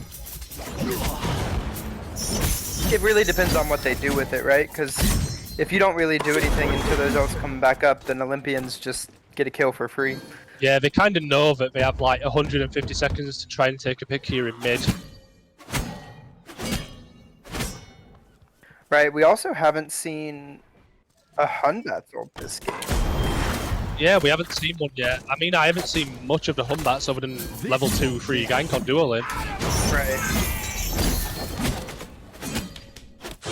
I don't think Hunbat's is too much of a lot of poke there from Billy, and they are coming straight to this blue buff. Like we said, they have the timer, but they aren't alone this time. Olympians are here. It's a good play because they know that they the do ults pick were up still that blue down. buff. Yeah. Oh, and they're getting the Fireside's Greater Scorpion out of it too. Yeah, the Thorpian, as I like to call it. The Thorpin Gorp. Yeah, goes to KWM, who are still pushing this lead. They have about 1.5k gold still. It's still not a great deal, but they're kind of doing what they can. There's like a level and a half maybe over here in solo lane. Blink is popped from Cyber, and he does pick up the kill there onto a laser back in Mozart's. Ultimate is popped from Gilgamesh in return, and that's going to be a kill there. Oh, that was a good tank by Marshmallow there. Yeah, really good. He takes the ultimate, pops the beads. Ganesha does end up popping that ultimate, and I'm pretty sure that was pretty good from Marshmallow because he walked into the Ganesha pillar as Danzaburo jumped into his ult. He jumped onto the rocket and took the proc from the Ganesh pillar, which, I mean, it's just wrong place, wrong time. I think if Ganesh wasn't there, kind of different story. Yeah.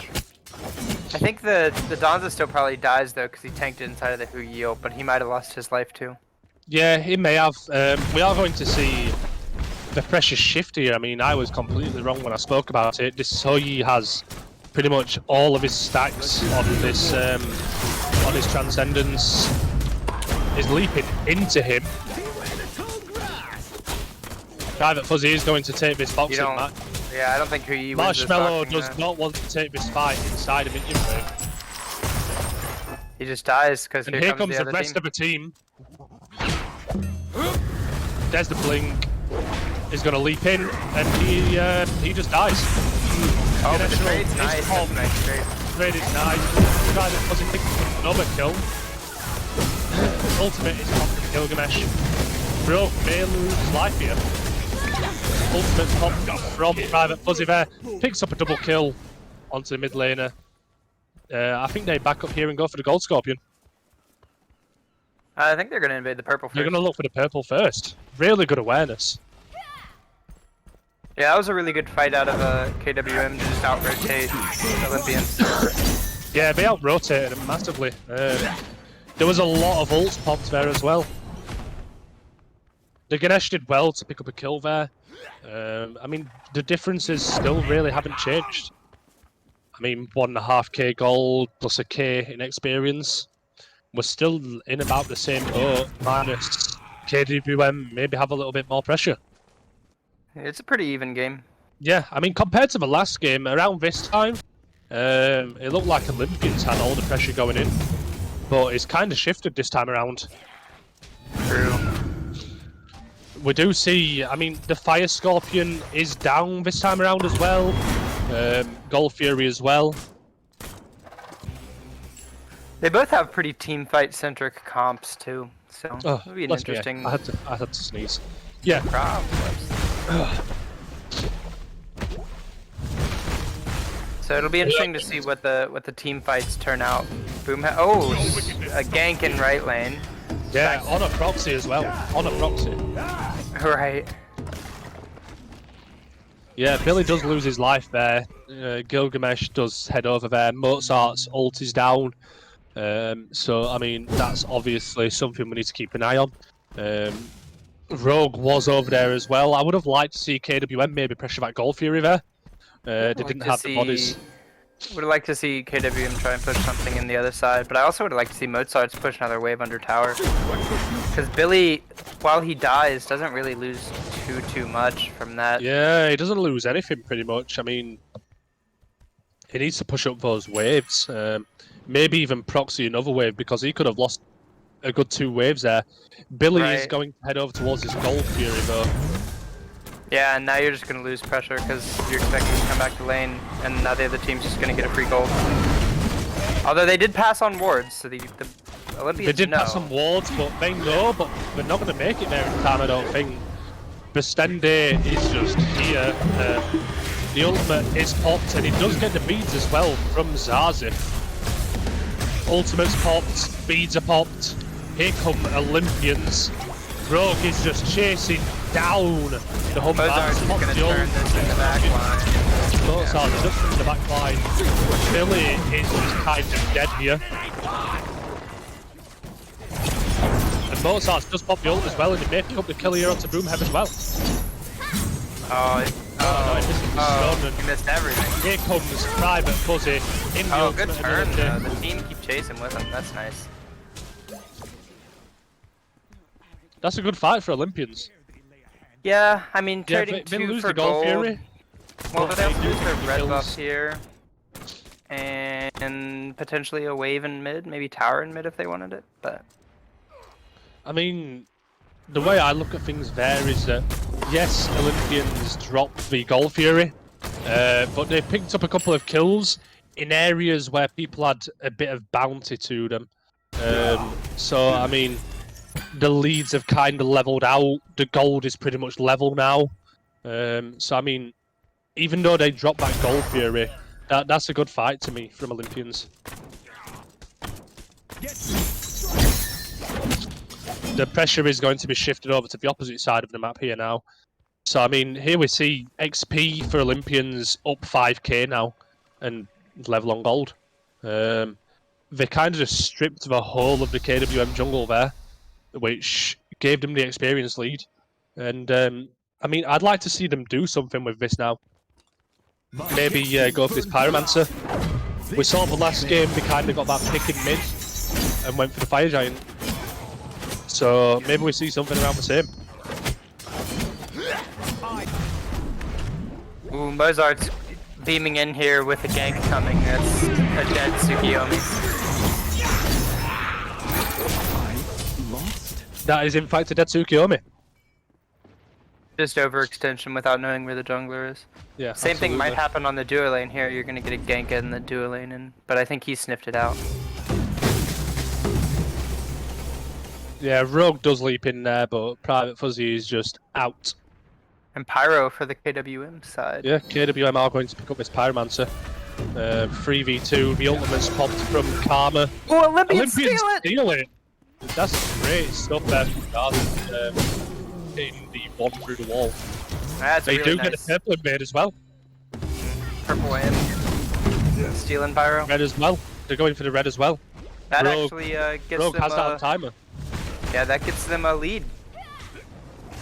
It's a very small one, but it is a lead. It's popped. It's popped. That is a Dejimoja. Yeah, man. Ganeshuld and Gilgameshuld, that's a combo. If you don't have dash, you're in trouble. Yeah, you absolutely are. I mean, that is great there. The ultimate is popped here from Marshmallow. He pushes him out. Private Fuzzy ults in. The beats are popped from Marshmallow. Aegis from Marshmallow. Aegis is popped from Private Fuzzy as well. And both have their jungler coming. And that is a dead marshmallow. Looks like Private Fuzzy is going to get out. But Rogue's here come gonna the die rest too, of or- Rogue is going to die. Ultimate's popped. Tries to get mana. slow. Out of mana. No lead. That is a dead Rogue. Good turnaround by KWM there. Yeah, incredibly good turnaround. I mean, that's all the relics off of the plus the ultimate as well, off the Ho-Yi. Maybe Danzaburo wants to punish that, but I mean, he also has no relics.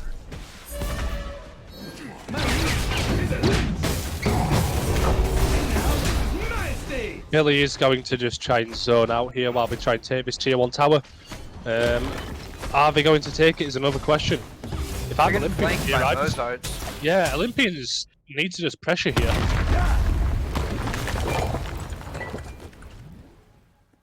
Danzaburo still isn't there. They don't really have a lot of burn, even though they have the soul. She doesn't really have the capabilities yet to burn a tower massively. Danzaburo does pick up the purple invade as a return, goes back for his own purple, gets him back into the game, kinda. Oni Fury is going to be up here, and that is exactly where KWM is going to be heading straight to. That's what you want to see. Come straight out, come to the point of interest. Yeah, absolutely. I mean, I think this Oni Fury kind of makes or breaks the game. Where 17 minutes into the game, KWM, and we are going to get a pause. Big pause. What I was going to say is I think this Oni Fury is definitely going to shift the balance of the game. You do see both of the junglers over on the right-hand side of the map, so it is a 4v4 currently. But this Oni Fury is going to give the lane pressure to allow a team to be able to push for this Fire Giant. They're definitely going. That's the reason that both of the teams are turning up there on cooldown. There's not a huge experience lead. Can we pop up the experience real quick? There we go. The experience lead is not much at all. So I mean, the gold difference 1.5k as well. In hand of KWM, not that huge. Can we pop up the God screen real quick again so we can see like the leads in different places? So I mean, ADC is a level. We have a 2-level lead on the hand of Olympian support, which is probably where the lead is in general for the XP. We do see 1 level for the mid lane, whereas jungle on Olympians is 1 level up, and the solos are pretty much level. It's going to be a good fight, this. I want to see Mozart's try to not over-initiate, overextend like he has been in the last game. It's certainly been a lot better this game. It came round off of the gank on the fight when he came in originally, managed to pick up those couple of kills in the back line. That kind of shifted the fight for them. But, I mean, Rogue's over in the right hand of the jungle, so... Oh, Private Fuzzy DC'd. That's why the pause is happening. Private Fuzzy did DC. Oh, and he got his back off. So, that's unfortunate.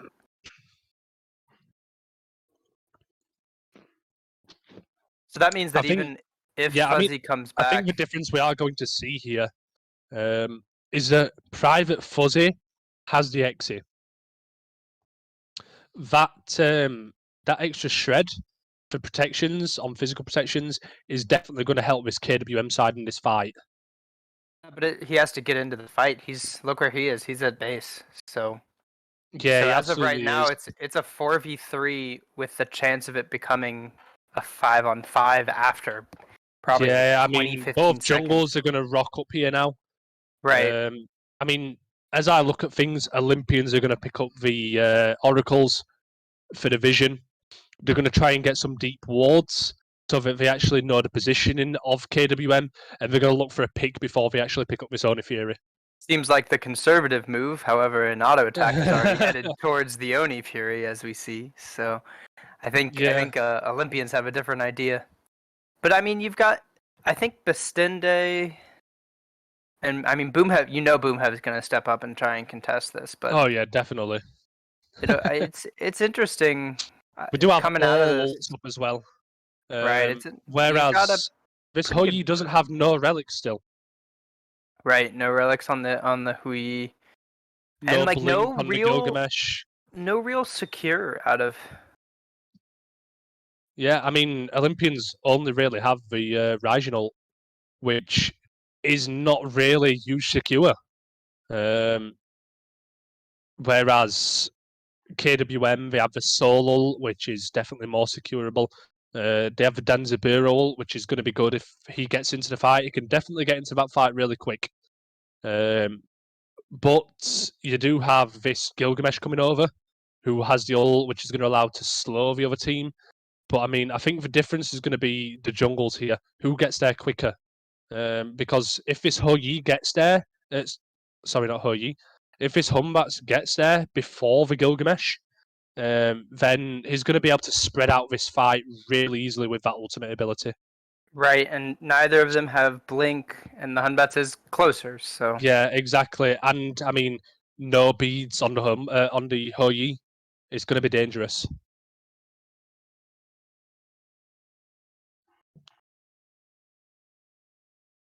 Private Fuzzy is back in the game now, so we will see some action starting to roll pretty soon. We also know that Private Fuzzy does have that enhanced purple buff on him. Here comes the unpause. Let's get down to business. So they are going to pick up these oracles straight away. A lot of abilities burned there, though. Oh, and then the junglers are going to fight in mid lane. The junglers are going to fight. Mozart is going to come over. Ultimate's popped there. Soul in return. Here comes Billy. Ultimate popped. Beats from Mozart's. Ultimate from Moonhead. Here comes the Ganesh ult as well. The Hoyo. Everything's getting popped here in mid lane. It's really Simon falls here from Rogue. A lot of low HP bars. Rogue gets out by the skin of his teeth. Billy is going to pick up a kill there, and so is Private Fuzzy, Mozart's, and Marshmallow both fall. And that's going to be the Gold Fury there. They have both the auto attackers, even though every single ability, every single ultimate ability was popped. That's going to be a Gold Fury. Yeah. Olympians are going to try and contest this. Yeah, they're just not. I mean, Olympians. He has his rage. Oh, he gets it again! Oh, they need to watch out for that. Second steal from Raijin one. Yeah, Raijin really worked. That's the second steal of this game. This Raijin's. I mean, he's got his X-ray goggles going. I mean, he doesn't really have much contesting him, right? Like, what is the secure? You've got Supernova from Estende. I mean, and, like, honestly, the one from Danzaburo? KWM had the wards. They saw Olympian. They saw that those guys stepping up. They needed to drop it and burn. Right, yeah. They have the low wards. See, they're pinging them right now. They are pinging them as we speak. Right, so... they just don't have a secure on their team, you know? Like, no one's ability is really... Like, you don't have a Scylla crush or a Ra ult or something that's just guaranteed secure, so... Yeah, and I mean, we all know how much damage Raijin 1 does. Rogue does have quite a big level lead here, and he's going to put on some work to Billy. Doing a hell of a lot of damage. Yeah, he is really just beating the crap out of it. His ultimate is popped. Billy has to rage. Yeah, he should have waited for the dash on the rage form. But that's a lot of damage put down. Oh, he's got a frostbound on the Gilgamesh. That is horrible. That's an unfortunate Here comes thing to have to play into. Team, though. Yeah, just now bear in mind that Oni Fury, the waves are dead already. So KWM, good wave management. Rogue needs to reset here. He's got no mana. Rogue does need to reset. He has no ultimate either, so I mean, Billy reset already, which is good.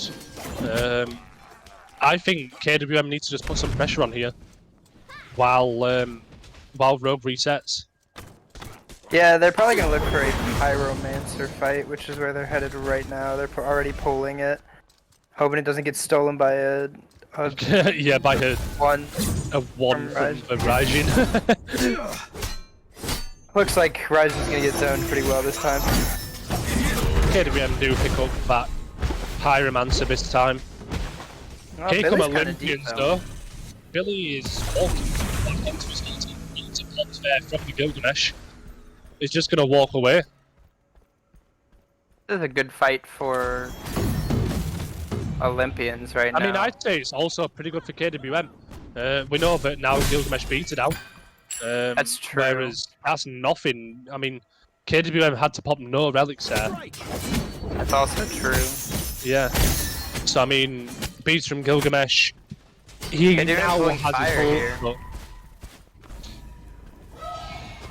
I think they just need a bit more situational awareness on what they are doing. I mean, they definitely want to fight here. Rogue is Wow, going the to. Hu Yi in left Oh, lane right now is Link's a not bad call. You're giving a fire giant with that. Don't go to the purple buff, Hu Yi. Yeah, Hoyi is in left lane here. KWM maybe recognise that. He's going to back as well. Billy is going to try and do his best to zone. Ryzen's They on are the going to board. pull off the Raijin. Raijin's on a ward. His dash is popped. Comes the leap from the Humbats. Raijinal is popped. Ganeshal popped. Boomhead's taking a hell of a lot of poke. Here comes the beat. That's a really good beat against Ryzen. It really was. That might have won him the fight. It really will have. Double kill. Mozart's picks up a double kill there. Popping off the Yamoja and triple kill. And Billy may fall Quadra? here as well. Quadra! You gotta go in for the Penta, right? Oh, You you can't gotta stop get for that just Penta, bro. Thor. Mozart wants his Penta just like anyone else would. Private Fuzzy is going to do his best to try and get away. Mozart's flanking for it. He really wants his Penta. Might be too late now, Mozart's. It's a delayed Penta. That's what matters.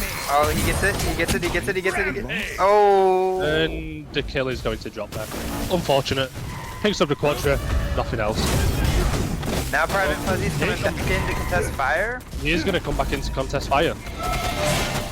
Bold move. Maybe he's hoping that his one does as much work as the Raijin Does one. the Raijin one? Yeah, probably will. Oh, it's gonna be close. Olympians get Olympians it. do pick it up. With the Ganesh hold. Oh, Marshmallow jumps in Marshmallow though. did jump in. He may be dead. No, it's just Boomhead. Boomhead may be dead though. Back to the Ogun. Broomhead is in fact dead. I thought he jumped into two of the KWM lineup there. He But- did, but Private Fuzzy just disengaged and left. You do hate to see support leaving you. The leads are going to be massively here now in favour of Olympians. And they do have the Fire Giant as well. But just remember that last game, KWM did lose the first Fire Giant and still won the game. They had a really so- good tier 2 defense, and they're not down too much. They're only down 2,000. Yeah, they're Anything down about else? 6k XP, 2,000 gold. Right, anything else that they get won't really affect much because it's not going to be in... They're not going to buy, they're not going to back and buy for the fight, so... Oh, and they steal the KWM primal! pick up the steal. Jeez, guys, secure objectives. Yeah, I mean, I'm sure that both of these guys, coaches or owners, are going to be doing VODs and looking at them and thinking, why was there 3 objectives sold in one game?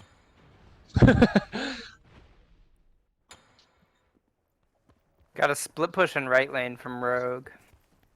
And a split push in left lane from Hu Yi, so they're probably not going to get anything out of this Fire Giant. Yeah, Hoyi's over in the left. We aren't going to see a great deal happen here with this Fire Giant. I don't think you are right. I mean, towers are pretty level right now. I mean, in fact, KWM actually have a lead on towers. They are going to look to siege this little mid tower. I mean, it's on 0 HP, so they're going to take that. Marshmallow is just split pushing this left lane, but... Might get it, actually. And he's going to get it because they have the wave pressure. But he's gonna have a hard time getting out. That is the lead. Oh, He's they didn't slowed. chase. Oh. Wow. I think they're kind of just taking the losses here. They know they don't have Fire Giant for quite a while. I mean, only 3 members of Olympians have Fire Giant now. I think with a little bit better pathing, I think Bastende had incredibly good pathing there to try and cut off.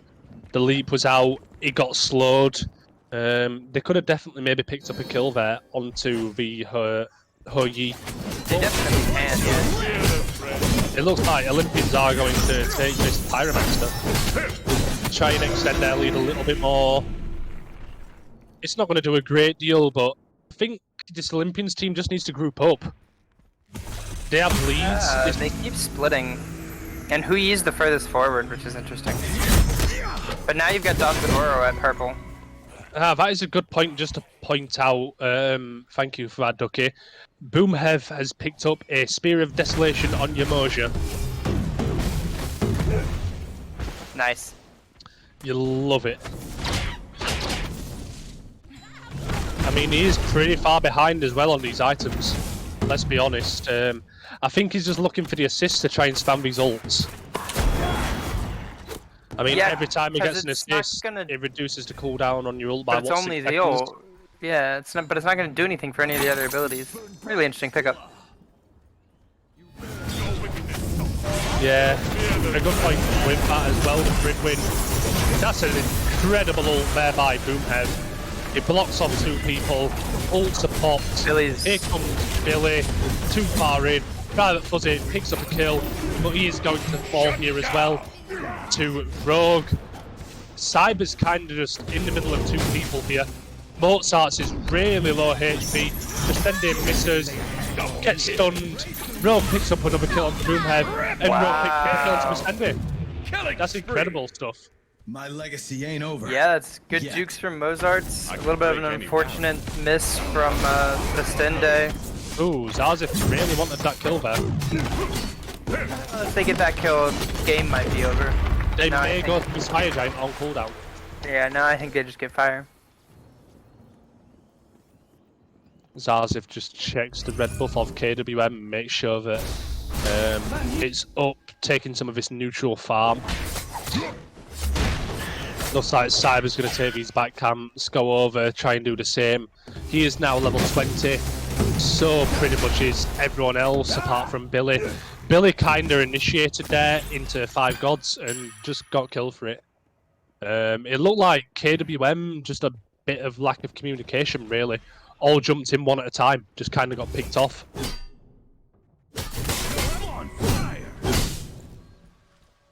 Yeah, it seemed like to me that Billy went in the same time that Boomhead hit a really good ult, which is unfortunate because it split the fight and then everyone just went and killed Billy. Yeah, absolutely, and I mean, play damage wise, Rogue is really putting in work. Yeah, Rogue's doing a lot. Yeah, I mean, you see this Humbats 7k compared to Rogue's 19k. You really do love to see a jungle putting out that much damage. Marshmallow that's really a- wants to take that Scorpion, but I mean, not going to happen. Said he was attacking it for Odibo procs. They are going to pick up this Fire Giant now. We have Rogue in the front Rogue line. and Mozart's zoning. Rogue's going to take a hell of a lot of poke. Ganesha is popped. Oh, this fight's awkward. This fight's awkward. Karma is just leeching the Fire Giant here. Rogue picks up a kill, Zarza picks up a kill. KWM are just really dead here. Zarza picks up another kill. Private Fuzzy falls, and I mean, they really need to be careful here. KWM, because, I mean, a bit of overextension from Olympians. I don't think they really need to go and kill that Cullen. Especially when dies. Rogue's Oh, he now did dead. die. Oh! Huge. Big tower shot not killing you. Yeah. There you go. The kill is going to happen, but I mean, do they really need to do that when the CFG's up? They are looking Yeah. to just pressure some waves. And I mean, now they're going to go back up and get this EFG because we are past 30 minutes of the game. Zarzif is tanking this. So with Rogue's Here comes return, Rogue. it's gonna go down pretty Yeah, quick. there it And is. with the frenzy, Yeah, absolutely. We do see Rogue go for more of a bruiser build. So, I mean, he has picked up that Void Shield, he's picked up the Pridwin, he's got the Serrated Edge. Whereas, if you look at the Humbats, he's had to get that Magi's Cloak because, I mean, he's jumping into people and Ganesh is just going to dash him. So he does pick up that. He also has the Pridwin as well. But he also has Wingblade. 3 pieces of protection, pretty much, from Humbats. Kinda explains why he's done 9k damage in this game. Rogue, on the other hand, on this Gilgamesh, 22k. The solo build, again, really quite different. We are going to see a Talisman of Energy on this Cullen. Stone of Gaia's Brawler's beat stick out of Mozart's too. Yeah, Brawler's beat stick. I mean, you want the pen onto on a Tsukiyomi, and I think that's what he's gone for. And a really, really smart pickup with the Witchblade. Obviously, is against 2 auto attackers. You also see Ganesh picking up the Witchblade as well. Good awareness of what you're against. A lot of Witchblades though, they don't stack, so. They don't stack, you are right, but it's working so far. This is a left side Phoenix Siege, Olympians. They have the EFG. Let's see what KWM can pull out here. Jungle's not there currently. Fuzzy's just going to get absolutely dived to hell. Bastende picks up a kill. Rogue's going to pick up a kill on Fuzzy. That's ADC for ADC currently. KWM just need to back up here and kind of just defend under the Phoenix. Mozart is really low here. Billy's just running at people, kind of overextended a little bit again. Does die to Rogue. I kind of think that's what Billy's problem has been this game, is kind of been overextending a little bit. Cyber drops to Mozart, who's come back in. They are going to pick up the kill here on Vistende as well. Mozart picks up that kill. Boomhead's going to fall. Phoenix is down. That is game 1-1 Olympians KWM. Yeah, that was nice. I'm interested to see game 3. See what changes can be made between these 2 teams.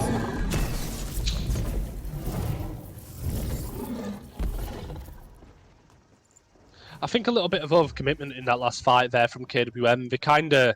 So, I mean, yes, they lost their ADC in the back line. They also picked up the other ADC. Billy kind of overextended a little bit. It was jumping into people. I mean, I know you kind of have to do that to zone out. But, I mean, end of the day, it's a win for Olympians.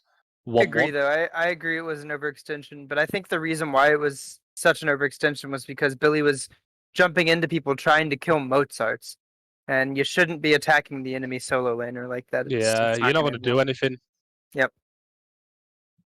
And I mean, you do see, I hate to say jungle diff, but I mean 26k from Rogue on his Gilgamesh, whereas, I mean 10k from the Humbats. We definitely saw Cyber putting a lot more work on that Fenrir last game.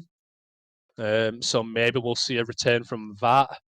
Yeah, I was going to say it's definitely a strange build route. right, with the Deso. With the Deso. I mean, what else did he pick up after that? Let's have a look. Can you hit scoreboard, Duck? He went for what? Tier 1 of one of the robes. Yeah, tier 1 of one of the robes.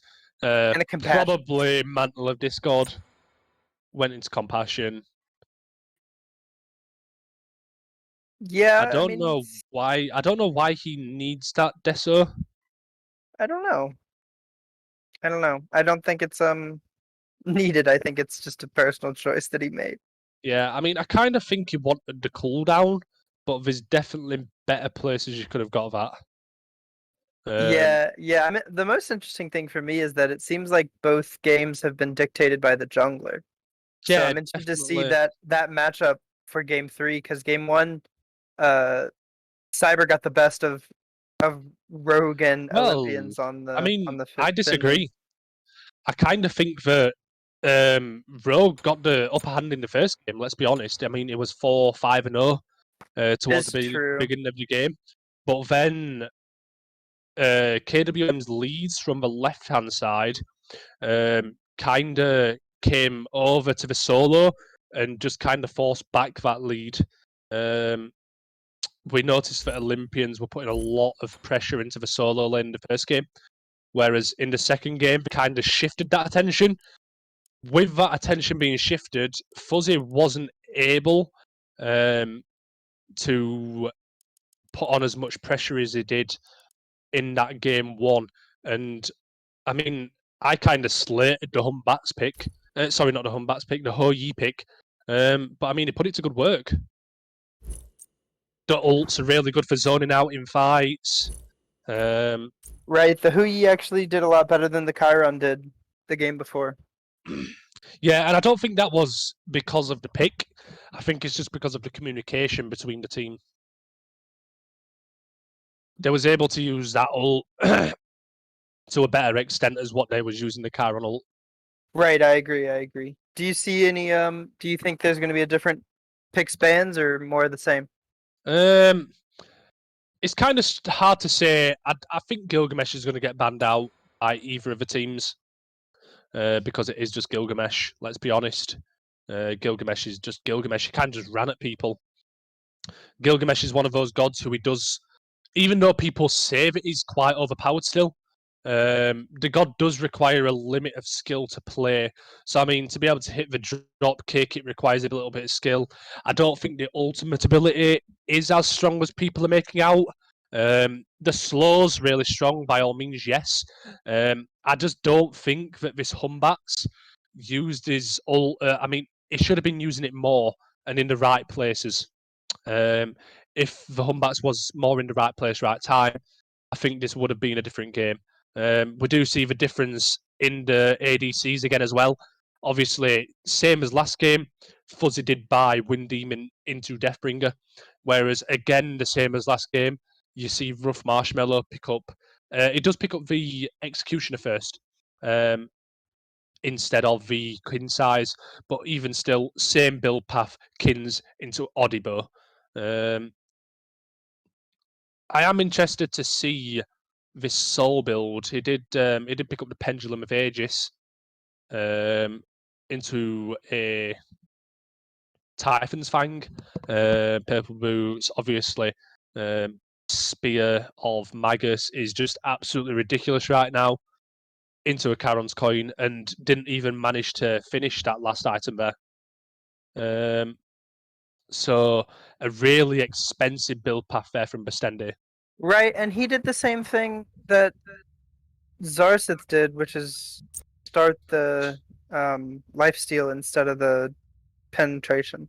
Yeah, so I think personally, on Soul, I would have gone to Charon's coin a little bit earlier for the pen, and then maybe into the Spear of Magus, because I mean that item is just ridiculous right now. Yeah, with I the think life steal as well. Right, to I get the think he life just steal rushed off of it. Spear. Yeah, definitely. I mean, when I've been playing Soul in ADC, I've been rushing Spear in ADC because the item's just incredibly good. Plus, you get the life steal off the procs of it as well. We are going to see the team shift side here again. So KWM are on the Chaos side, I believe it is, and then Olympians on Order. Ban straight away from KWM is going to be the Gilgamesh. They saw it were a problem. I mean, they banned it first last time, and kind of paid for it the second time around. Tiamat is going to be banned again. We saw Bastende put in work on that in the first game. Pardon me. Tsukiyomi is going to be banned. They don't want to see that again, either in the jungle or in the solo lane. I mean, we saw that Rogue played it really well. We also saw that Mozart's played it really well. So, I mean, it's a really good flex pick, Tsukiyomi, right now. Yeah, I we think are it's a going good to ban. see. Yeah, it's definitely a good ban.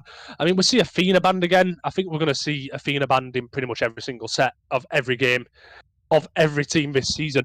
I know for a certain that in Loki Division, where I play, Athena's really fought after. I mean, my support plays it a hell of a lot. I know that a lot of other supports play it a lot.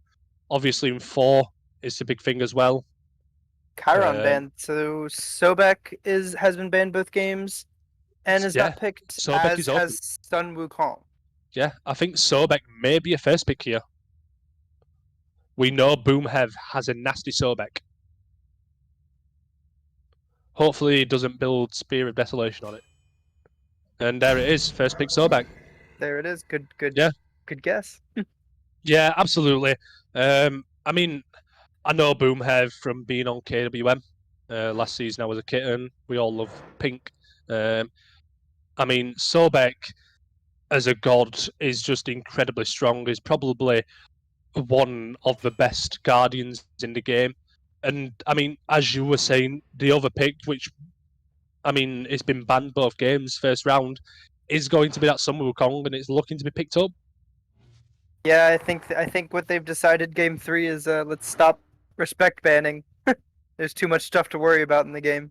So Yeah, let you have your comfort picks. Let Boomhev play the Sobek. Let Mozarts play the Sun Wukong. yeah, but I mean, the problem is that Billy has kind of fallen behind in both games in this solo lane. Are they willing to give Mozart something he's really comfortable on to get that lead again and kind of just run at KWM? It'll be interesting because Sun Wukong definitely is not a forgiving character and kind of gives you a get out of jail free card for playing a little reckless. Yeah, I mean, definitely. You kind of just do what you want and get out for free. We are going to see Cullen locked in again for Billy. He definitely played it well, just overextended a little bit in certain aspects. So, I mean, we'll see if he can do it a little bit better this game against his Sun Wukong. We do see an Apollo locked in for Olympians. Apollo jungle, maybe? Oh, I don't know. Maybe. I wouldn't like to see it, but Apollo's not really that strong in ADC right now, I will say. The Bluestone build doesn't really favour him. It's definitely a better pick into jungle, I'd say, but the global ult is there, and we are going to see that Pele locked in. That, I mean, it keeps getting banned seems- away. Yeah. yeah, I mean, it seems that Olympians have not wanted this Pele being played, and here it is. We're going to see it. Are we missing something? Has Cyber got an absolutely insane Pele? We're about to see. The Ganesh pickup again. Oh, right. Yeah, Ganesh. Ganesh, I mean, last game, incredibly well-timed ults, good dashes. I can't really slate the pick, let's be honest. Not Marshmallow, Karma played it well. He did. He definitely did. I think they drafted a little bit more around it last time because they had the Gilgamesh ult to go with it and the Raijin damage. But I don't know. I mean, I can't. You can't knock it. We do love playing the elephant in Valhalla League. Ooh, Danzaburo and Chernobog taken away, Sol and Raijin taken away as well. So we're gonna see at least a couple of different characters in this game. Yeah, we are definitely going to see a couple of different characters. Raijin ban, Sol ban, Chernobog ban, and Danzaburo ban. So we are going to see Private Fuzzy on something different. Chernobog Yeah, ban. I think that's actually smart by the Olympians. Oh, and the Scylla that keeps getting banned away. Yeah, here comes the Scylla. You'll love to see it. You'll love to see a Scylla. Okay. Oh, are we going to see a nasty pooch? Okay. Or a Nox?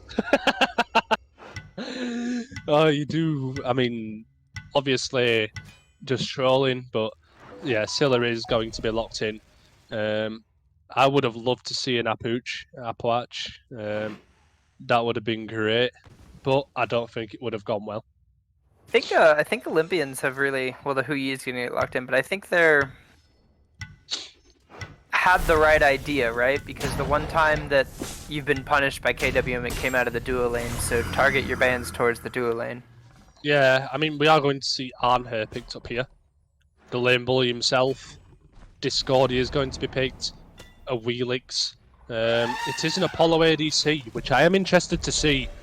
Because, I mean, Apollo's kind of just fallen out of the meta a lot recently. Definitely something to watch. this duo lane's either going to be really messy for Marshmallow, or it's going to end up really good with the global ult. Yeah, I'm interested in the Awelix pick.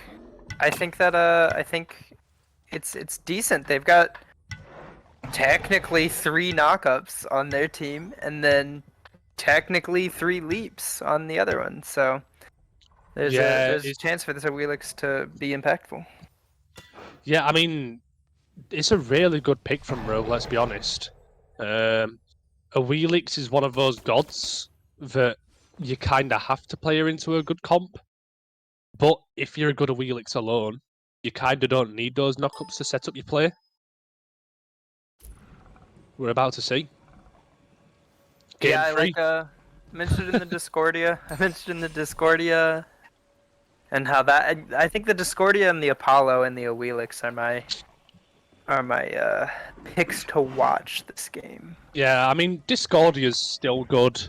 No matter what, it's kind of hard to push her out of the meta because of the lockdown she has in her abilities. She can just do that much burst damage. Plus, I mean, the root or stun, whatever it is it a root or is it a stun? So it's a root. It's a root. If it's one person, it's a madness. If it's 2, that's and right. then she has a cripple on her ultimate ability. Yeah, definitely. So I mean, we're definitely going to see a lot of focus around this mid lane. Discordia, Pele. If Discordia can hit that route, Pele is going to hop in. That's pretty much a guaranteed kill. Yeah. The question is, I do not think they got off the trades because Bestende is on Sobek and Boomhead is on Boomhead DC'd and is on Pele. Diver's on Discordia. Diver's on Discordia. Unless this is a Disco jungle, this is going to be crazy. This should be a remake, right? Yeah, I think they're definitely going to remake this. But see, the only thing I'm questioning is why are we waiting for Boomhead to get back? You know. Here comes the surrender vote, and they are going to remake.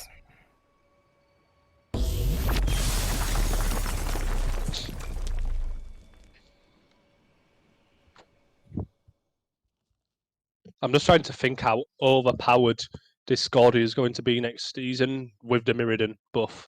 Like, right. I can kind of see it being insane. No boots.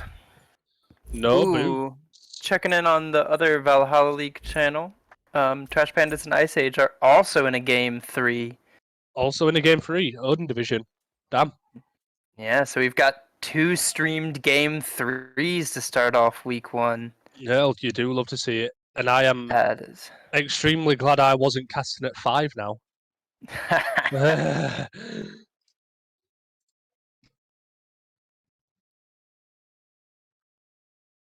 Damn, I wish people had stopped pinging me, saying nice job. I swear I get pinged 40. Stop pinging Cheetah. Oh god, nah, I'm gonna get it even more now. I shouldn't have even said anything. I know, you're the one who brought that up. I kinda just brought this on myself. I get pinged like a good 10 times a day just saying, at Cheetah, nice job. Superb job. Well, you're doing great work. Ducky's jumping on the bandwagon. Pinged me straight away. Ducky. Yeah, I mean, I expected better from... In fact, I shouldn't have expected better. This is Ducky we're talking about. Right. Well, we're gonna get back into this game once Boomhead gets back onto Smite. Yeah, I mean, you do hate to see a DC going into a game 3, but we have quality Smite time to watch here on the KWM channel. It gives people a lot to gives the teams time to talk out their strategies. I really shouldn't have spoke. I'm getting pinged everywhere now. That's very funny. I think that's very funny. Yeah. Thank you guys. Thank you guys for that. We do appreciate Protocol. Damn. And I love Octi as well. always give Octi love.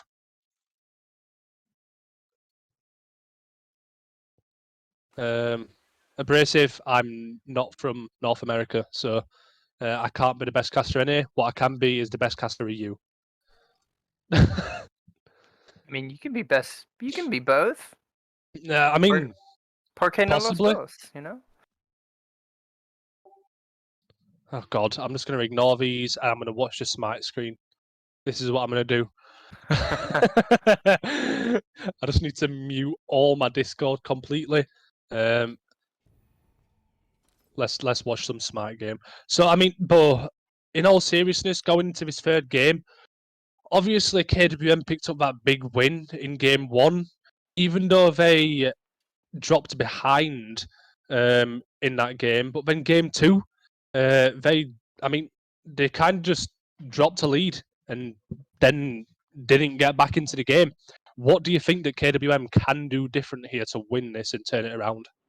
Well, I think either team, whoever gets the lead, needs to learn to push it. Like there were a lot of times when buffs are left open, people are looking for fights instead of looking for farm, which is a classic blunder. But then the reason why both teams struggled, well, KWM in particular, was objective secure. They just could not secure objectives when they had the lead. They weren't zoning, they weren't burning correctly, which is just unfortunate. But look to push your lead when you have it, and then play clean smite when you can. I also think both games have been pretty close across the board, so it's a Yeah, I absolutely agree, bro. Morgan Le Fay is going to be halved there. Obviously trolling. We don't want that busted god in here. But no, I agree, bro. I mean, both teams. So I mean, game two, Olympians got that lead. Game one, Olympians kind of got that lead into solo side of the map. Whereas game one, I mean, KWM got it on the duo side of the map. So I mean, I think the teams need to know where to push that. So I mean, game one, you noticed that KWM had the lead in the duo side of the map, so they pushed the Gold Fury. Great awareness from them. They won the game off of it. Whereas Olympians, they had the pressure in the Fire Giant side of the map. They managed to get that free Fire Giant in game one. right. Yeah, I also think that they need to. Both teams should recognize that the duo lane pressure has been very important in this set, and I would expect to see them hover that side of the map. It has been incredible. So, I mean, I said going into game two that I would have liked to see Rogue put a bit more attention onto the duo lane, try and shut down Fuzzy a bit more. And I mean, he did that, and it forced Fuzzy to not be able to do as much because Mozart's was more than capable to be able to deal with the Kukulkan on his own. This game, we're going to see Mozart's on what we believe is a comfortable pick, being Sun Wukong. I mean, training wheels himself. We all love to see it. The God can just do so much and get away with it for free. I think Rogue still just needs to kind of let Mozart do his thing, because if this Arnher does Arnher things and be's a lane bully, it's not going to be nice for Marshmallow. Yeah, it's really down to. Yeah. The Apollo pick is very interesting. Billy taking We are a going while to see another DC, unless it's just taking a while to load in. This is incredible stuff on Smite. You'll love to see it. Maybe he's just taking a bit. Is it really another? Nah, yeah, he's here. He's here. We're good. We're good. All is well.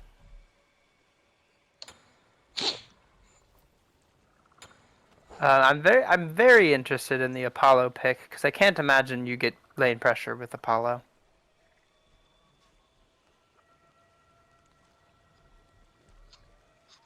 I mean, I'd love to agree with that, but we do know that Apollo was, I mean, like I kind of said, Apollo's really shifted out of this meta. Apollo is forced to buy Death's Toll. we are going to see Anher pick up Death's Toll as well, which is something a little bit different. When on her with 2 mana pots. Yeah, so Interesting. he's able to do that because of Death's Toll. You do get the sustain off of Death's Toll. I would have liked to see multi-pot still. I would have also liked to see Bluestone Pendant picked up by Fuzzy here on this Anher. Maybe I'm doing the double hog start too again. Yeah, they are doing the double hog start. That is right. We do get to see Cyber on this Pele, which is interesting to see. Not going to pop his hog here. He's going to pop it on the free camp. Yeah, the cool thing about this is that these teams came into these games knowing each other fairly well. I would like to say because there were 4 picks that got banned out 2 games in a row, and then all 4 of them got picked in game 3. So that'll be a very fun and interesting thing to see. Yeah, definitely. I mean, I don't know what's happening here. Oh, stasis mode? We may be in stasis mode, but we are going to see Ganesh pick up a shell, which is really intriguing. Sobek picks up a blink. I mean, those blink plucks are incredibly nasty. Just a little bit of technical difficulties. It's like we are with Phoenix once again, but back into the game. And we are going to see a blink picked up by Mozart's here on this SWK. Boomhead gets picked incredibly early, and Marshmallow picking up that early kill. Beads are popped there though by Marshmallow. I don't Rogue really looking think for the cringe gank again. Yeah, he's looking for the cringe gank. Billy is aware of this time, and there is going to be a pause. You do hate to see someone getting picked up that early, especially someone like Boomhev that early of a kill onto him. You do hate to see it, but I mean, I don't think Marshmallow really needed to pop the beads there. Sure, he's being safe, but now Fuzzy knows that his beads are down. Boomhev may punish this. Yeah, it's not great to put the Sobek behind. It's not great to give the ADC 500 gold for first blood, but you at least did burn both relics in the duo lane, so that you have a small silver lining. I fear that I don't think it's 500 gold to the ADC for first blood. it's 500, isn't it? Is it? Yeah, first blood's 500 gold. Oh, right. I think we're in stasis mode. Blubber, can you pull up the bottom right-hand thing? The arrow in the bottom. Yeah. Oh no, I guess we're not in stasis mode. Maybe they're just pausing. Yeah, no, they are paused. Oh, big pause out of the gamers. Hopefully, maybe. Yeah, maybe Boomhev blamed lag for that death. And Yeah, pausing to check it. But yeah, it's if KWM doesn't punish the relic usage, they could be in an interesting position coming out of lane. Yeah, definitely. So I mean, while we're paused here, we'll just go over what's happening in the other set on C2 right now. I believe it is. Ice Age Odin Division and Trash Panda's Odin Division is a 1-1. Currently 20 minutes into the game, it is 7-9 to Trash Pandas. Yeah, there's a 4,000 gold lead 20 minutes into the game. Yeah, that's a pretty close game. That can still be contested if it turns around. We'll have to see how that game ends. Meanwhile, we'll have to pray that our game ends at some point in time. You do love to see it, is what you do love. Extremely long pauses, Ducky getting costed, nothing better than that. Got double eye again, so I'm really wondering what those 2 Boomba spears from game 1 were. Yeah, I mean, that was really strange. I mean, on a Fenrir, I kind of understand it because you are going to be auto attack cancelling. But Sure, but Eye's still just better. yeah, I is just better in general. Let's be honest. Everything else seems pretty cookie cutter. Well, as I say that, I see what looks to be the beginning of a book of Thoth out of the mid lane Scylla. It could be. Maybe Polynomicon's on the same route, right? Right, yeah, it's either Book of Thoth, Book of the Dead, Polynomicon, I'd say Polynomicon. or Soul Reaver. It could be a Soul Reaver, Yeah, could be a Soul Reaver. Yeah, it could be. but whatever it is, it's not normal. It's not the meta. Yeah, it isn't Charon's coin. It's not the Karen's coin rush. It's not pen. Whatever it is, it will have no penetration on it, probably. Yeah. Um, We do see both picking up Sands of Time, though, which, I mean, really strong after its buff in the previous patch. Yeah, Sands of Time is pretty good. Compassion is pretty much the only move you can do out of support right now, which is a little bit I mean, boring. Compassion's really good, just because of the amount of gold it gives you, let's be honest, Right. because you're going to have to rotate over. I think if you're wanting to look for early fights, Sentinel's Gift is still the way to go. Potentially, but I think that a lot of I think if you go Sentinels and someone else goes Compassion, the risk is not worth the reward. Yeah, I mean, unless you know you're going to get in front on a certain god, Right. it's kind of risky. Because if you are equal, then you're just behind, which is like never Yeah. a good place to Unless be. you're playing somebody like maybe Ares as an example. Yeah, potentially somewhere that you know you can push the force the issue around the map. Just I'm roll also around interested in Yep. this jungler in the right side jungle that Olympians has done 3 games in a row. So I mean, yeah, Rogue has hung around in solo every single time at the beginning of the game.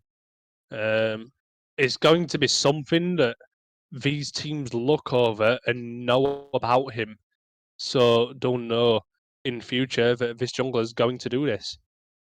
Also just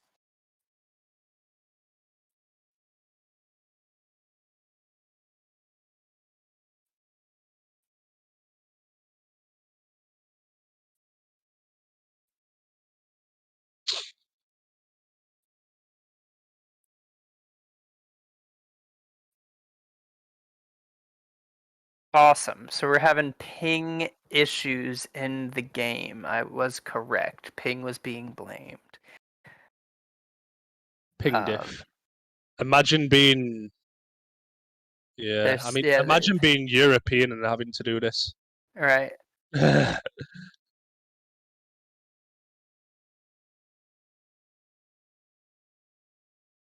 Yeah, if no one wants to play the game, then don't play the game, right? We're gonna play through this. Apparently, both teams are saying that the ping is unplayable. We're gonna play about 4-ish more minutes to see if the ping will fix itself or reset, and if that does not occur, and both teams agree to it, there will be a lobby reset. That's what's happening right now with the unpause. Here we go. Let's see if the ping sorts itself out. Maybe we're in for some luck because, I mean, we don't want Ducky getting costed anymore. Careful now.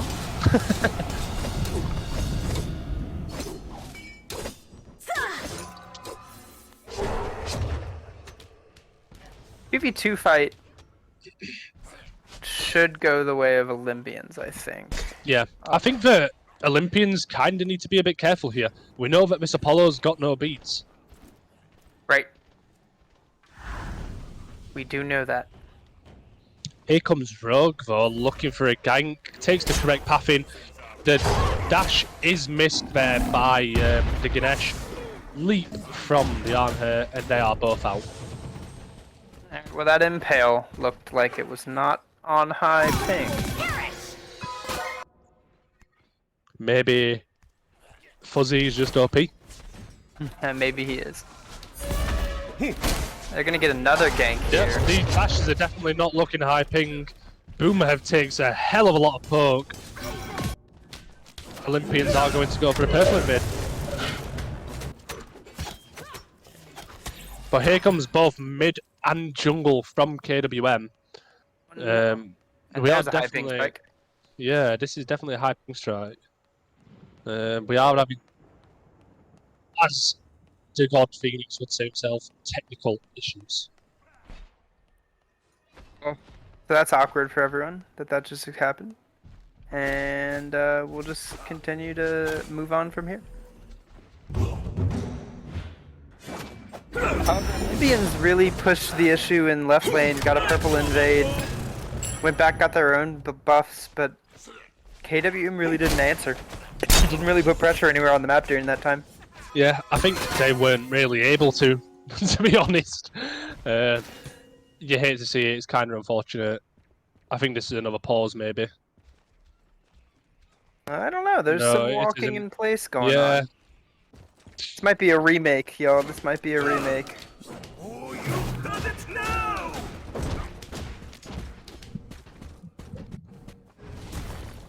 What happened is the person making it incidentally put it on West Coast servers, just because he's from West Coast. Oh, yeah? Good accusations, good accusations. We'll stick with that. Is the Impale coming? Beware the shifting side. Just off the mark.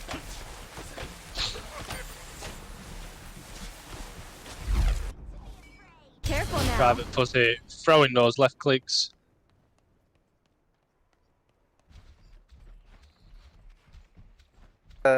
You do love to see it. If the game is also having this happen, this is rough. This is nigh unplayable.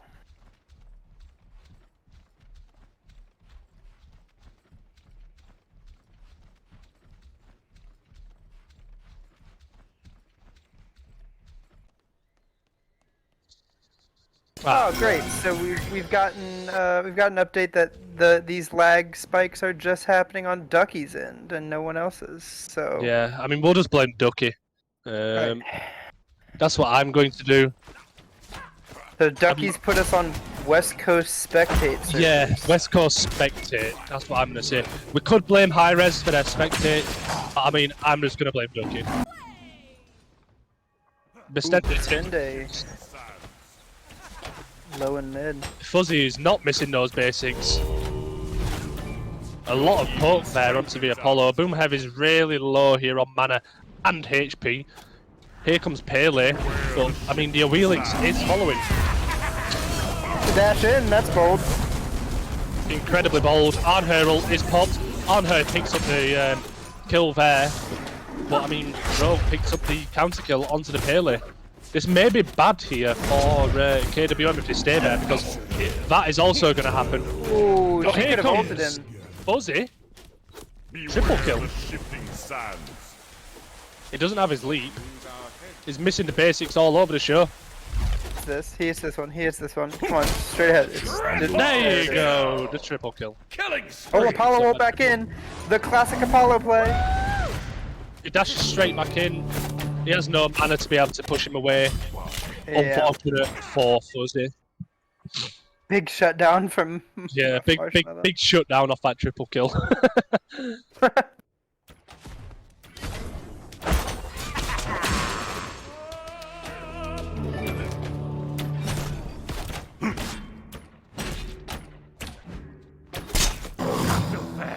Ooh, that minion. Oh, you got the minion, bro.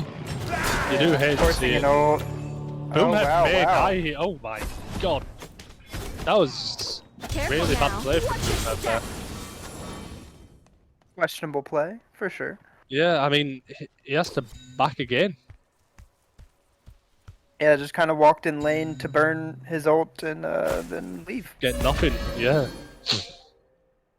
I mean, he got a bit of minion XP, but other than that, When his looks purple's like, getting invaded now. yeah, but the purple is getting invaded again. Pele is going to show up to this with ultimate available. Private Fuzzy's also here.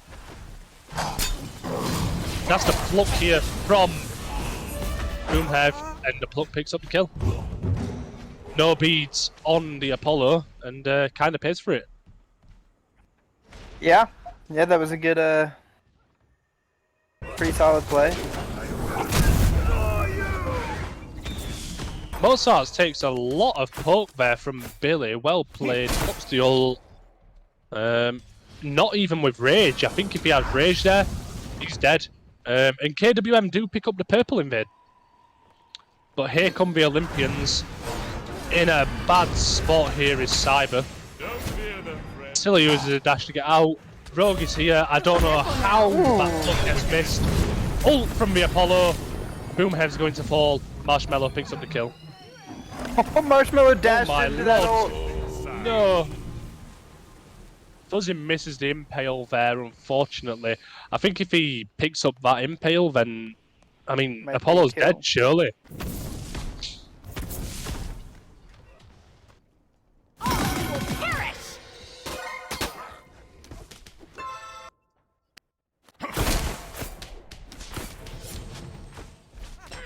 Well, looking at it, the game's pretty even, actually.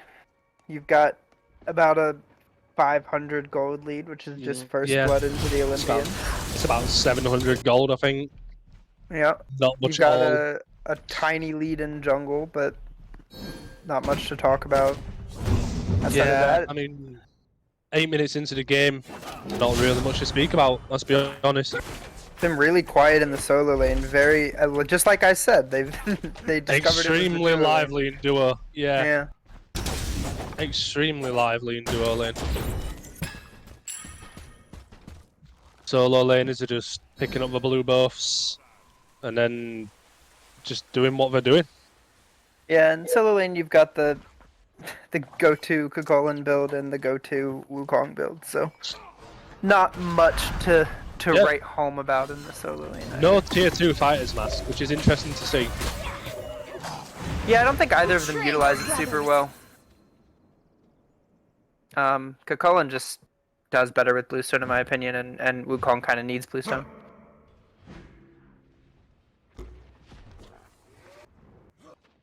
Unheard this time picks up his purple buff. No pressure.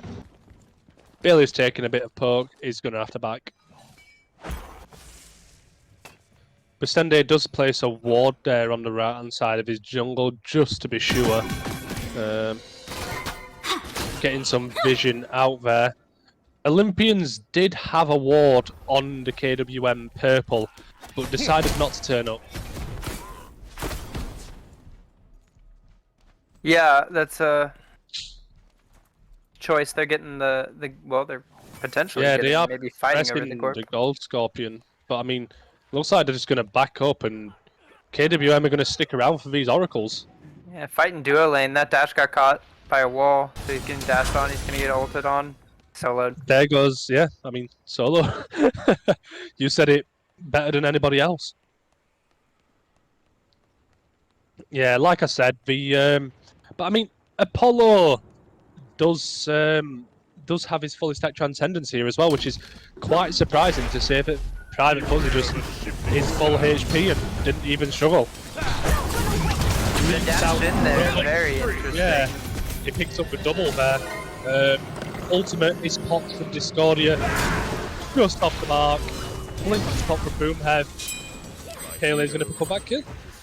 And Gold Scorpion it is. That's Gold Scorpion, yeah. Oh no, Apollo. Oh, It looks Apollo like- stole. Well, Pele's picking up this red invade as well while she's there.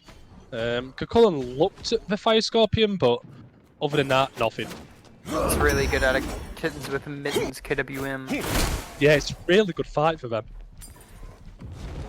Yeah, they pick up a lot of traction there, getting... Yeah, so I mean, that 500 gold lead that Olympians had now shifts to the other side for KWM. Right, they got a 3 for nothing and then a Gold Scorpion. So, got a little bit of a skirmish in the... Stasis solo lane. mode. You'll love But- to see it. Yeah, that's life.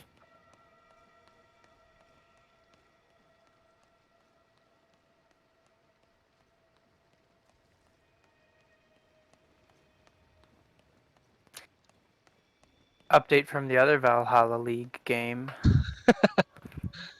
I believe that the Trash Pandas were able to take the win over Ice Age 2-1. Lovely stuff. So, I mean, an update from today. Trash Panda's local division played the Pterodactyls, new team owned by Ducky himself. And Trash Panda's local division picked up the 2-0 win. There is also Far Out played the Koalas in 4 division. Far Out picking up a 2-0 win there. So, I mean, that's the updates so far. We'll wait to see any more. Whilst we're waiting for this mess to sort itself out. I do apologise for this.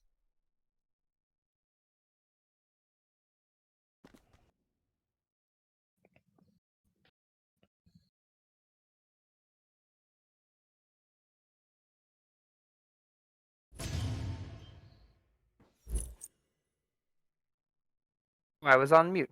Said Ducky's gonna reset the game right now because of stasis mode, so we will hop back into the game as fast as we can, which is right now. See if it's any better. You do hate technical difficulties, but I mean, it wouldn't be Smite without technical difficulties. Right, not much you can do.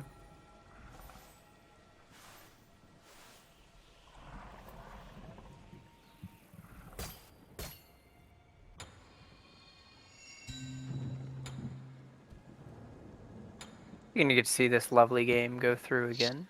Super cool.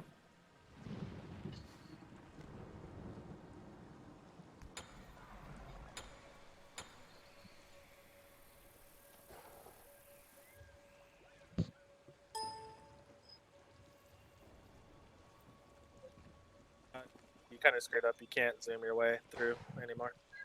You had to wait it out.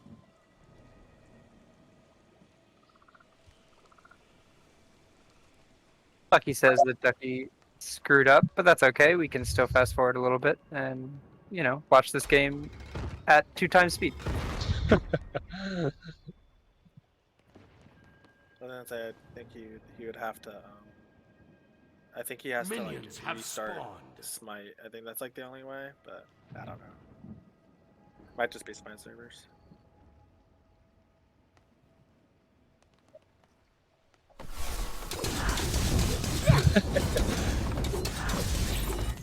You do love to see this stuff.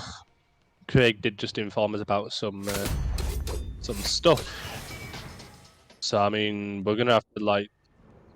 Ah, right. Well, you got to hear Craig's lovely voice. Is what you got to hear. We're kind of just gonna try and zoom through here.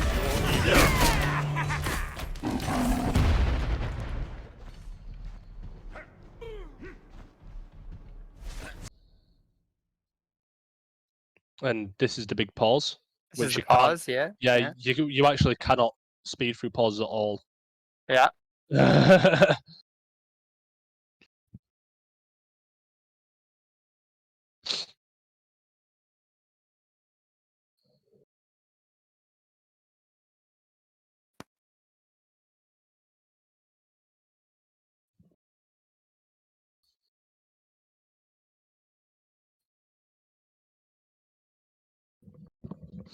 Da, da, da, da, da, da, da. Again, we do apologise for these technical difficulties. Smart is having a tough time right now. Please bear with us during this inconvenient times. I had to say that in the softest voice I possibly could. Right. That's that's what you gotta do. A lot Yeah, of it's like apologies. it's like sitting on, you know, when you're in a shop or a store, as you would call them.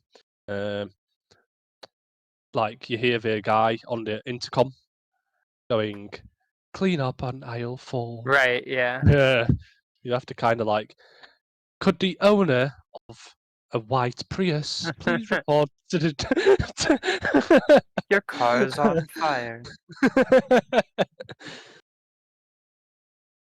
Well, maybe best case scenario is after this long pause that we have to sit through, we'll be able to fast forward a little bit. Maybe so. We will. We shall see. Yeah, we was about 10 minutes through. Yeah. Yeah, we were at 10:44. 10:44 was where it was. So we've got about 9 minutes more of replayed gameplay for you guys. And then Ducky's going to get costed a little bit more because he's playing at 5, which is in a whole 27 minutes.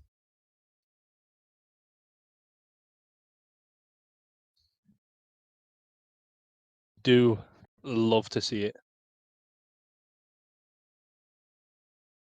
27 minutes of pain. I can't imagine that Ducky won't be late, and if he is, you know, it's another day sure. tonight. Yeah, surely if we just look and think, yeah, it's Ducky, we'll let him off. Just this once, because we love him. I'd be lying if I said that, but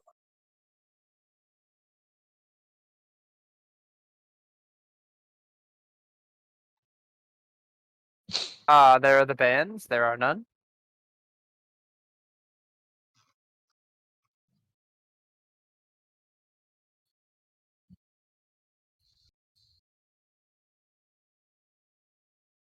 if it makes you feel any better at all, Ducky, I have another like 2.5 hours until I play. I'm sorry.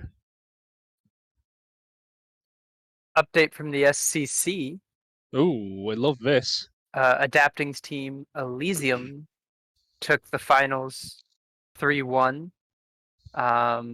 in the fourth game.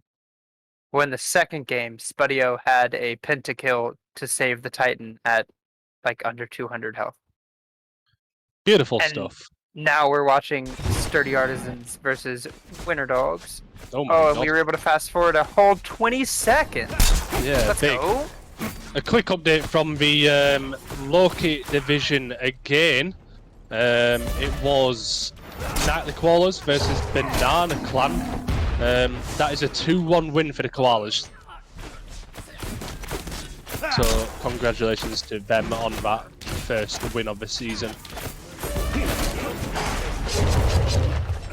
So I mean that's already 3 game threes Yeah, that that's we what I are was aware of. 3 I game mean- threes already. There's been a lot more games played as well, so potentially a lot more games in game 3. That You bodes do. well for the competition of the league. Yeah, I think we're going to see the divisions be a lot closer going forward, especially with the development of the league. There's been a lot of new players, a lot of shifts in the divisions, a lot of move ups from Loki, a lot of move downs from Thor, a lot of move downs from Odin. So I mean, it's never been as competitive in this league. It's definitely going to be pretty huge.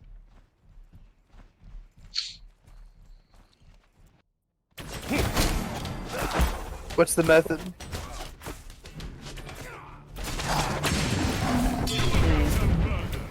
You gotta let it buffer. That huge Ganesh ult.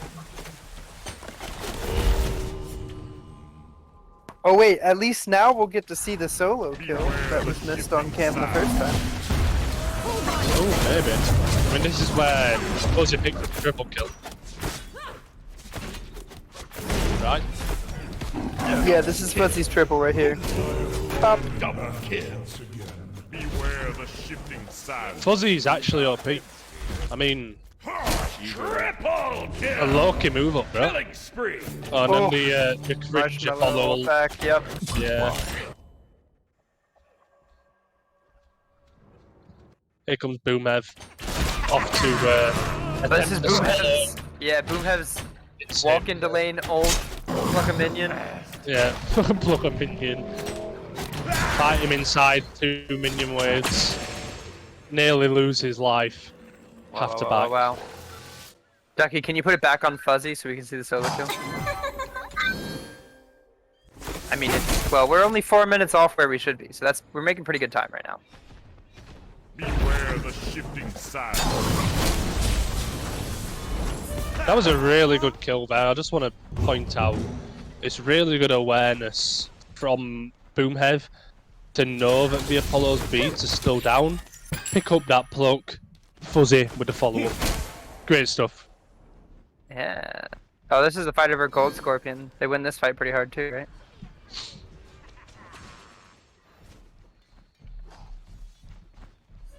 Yeah, because he plugs into nothing. Where the shifting Oh, no. sands. Wow, Marshmallow's really had a few tough lives.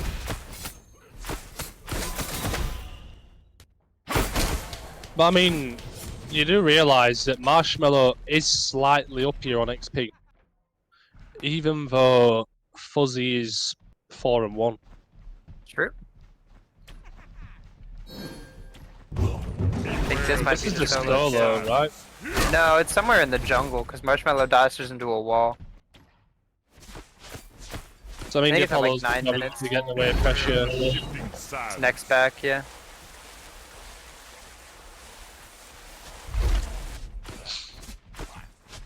Again, I do apologise about these technical difficulties.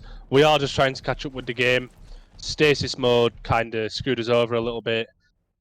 So we are just catching up with where we were, and then we'll carry on from there. Only 2 minutes off. I mean, Arnher's walking backwards for me. Yeah.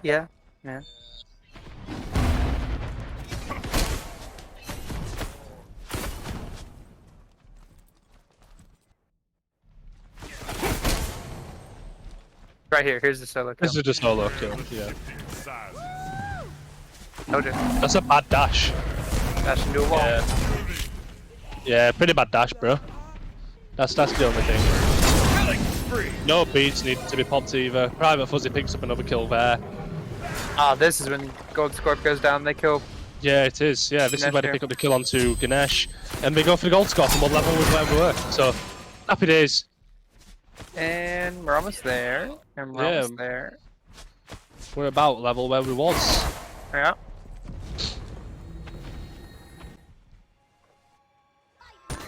Here we go. So let's get back into the game. And there was a Um, skirmish in solo lane that ended our... There it is, right then. Alright, so now Yeah, we're there we caught go. up. We are now caught up. So, I mean, looking at these things, solo lane level, jungle, like maybe even half a level to Olympians. There's the differences in golden XP there. Pretty much nothing at all. 11 minutes into the game. We've seen a couple of invades on both sides, both KWM and Olympians. KWM are picked up by Gold Scorpion. Cyber's going to pick up a huge solo kill onto Rogue. Maybe that's why they've been banning is that. popped. Yeah, I mean, he just absolutely destroyed that Wheelix. Mozart's ult is down also. So, I mean, it looks like that was forced out there by Cullen as well. Fuzzy has a little bit of a lead over in this duo lane. Not huge, but, I mean, it's something.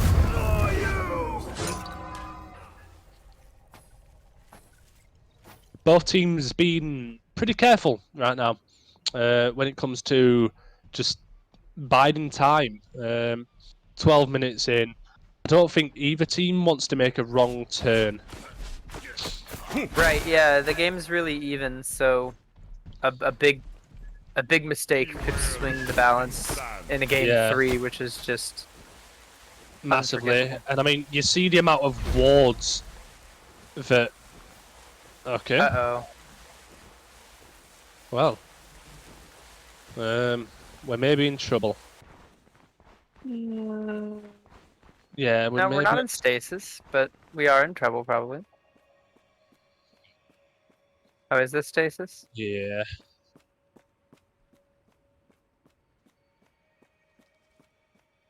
Oh, for it to tell you that it is? It won't tell you. Yeah. They're in stasis mode again. That's exciting. Yeah, this kind of sucks. Yeah. Was really looking forward to watching this last game.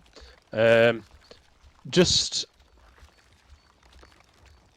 a little update from the other game, which was casted, and that is that the game 3 between Trash Pandas and Ice Age end up 2-1 to Trash Pandas.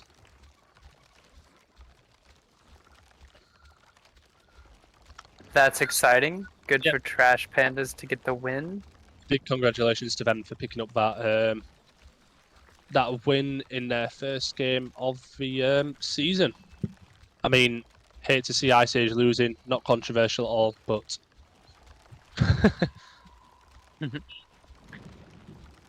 So we seem to be still in stasis mode. Unfortunate.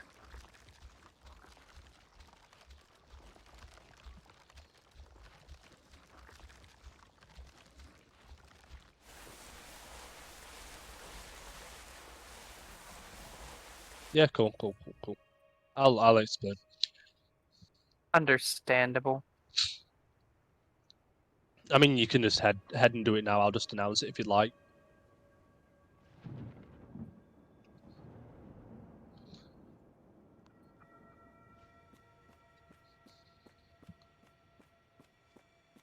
So, we're aware the team's actually said that they wasn't having no more issues. That's right. It's just spectator. It's just spectator issues. If it's not gonna work, just slash raid the private fuzzy, like PVT fuzzy. Oh, is he? Yeah, he's streaming his perspective. So I mean, if you want to do that, so you guys can get ready for your games. You need me to? I'll put his Twitch in the chat, and then you just copy paste. The game's over, actually. I don't know who won.